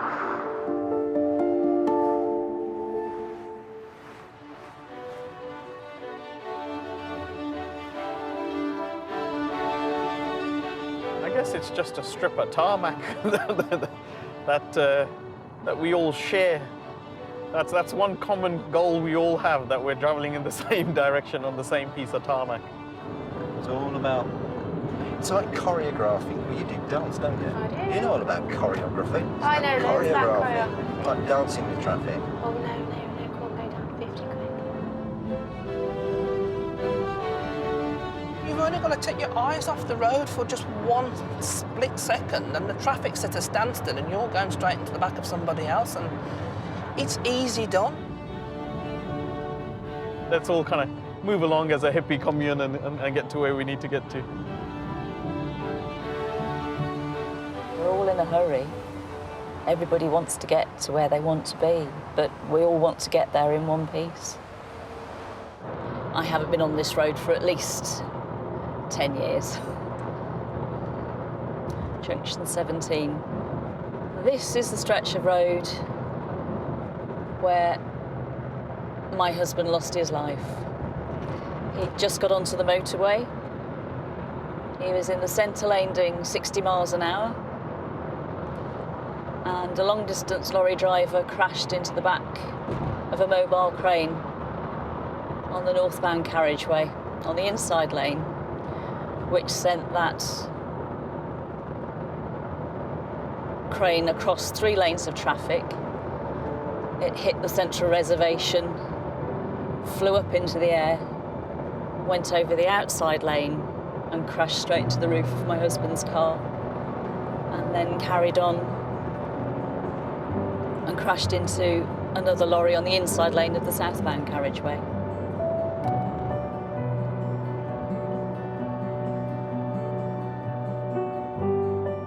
Three people died in the crash, and the lorry driver was sentenced to 5 years in prison for causing death whilst driving. It was said in court that the driver had been on the road for 21 hours out of 29. I hate the word accident. I've never hated a word so much. My boys were just 3 and 4 months old. And my daughter was 14 months.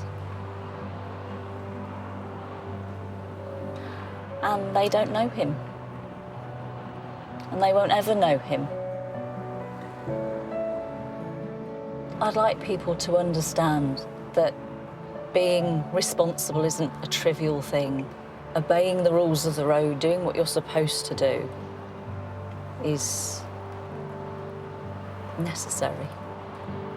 That's all I want, is just everybody to just take a minute to just think about what you're doing.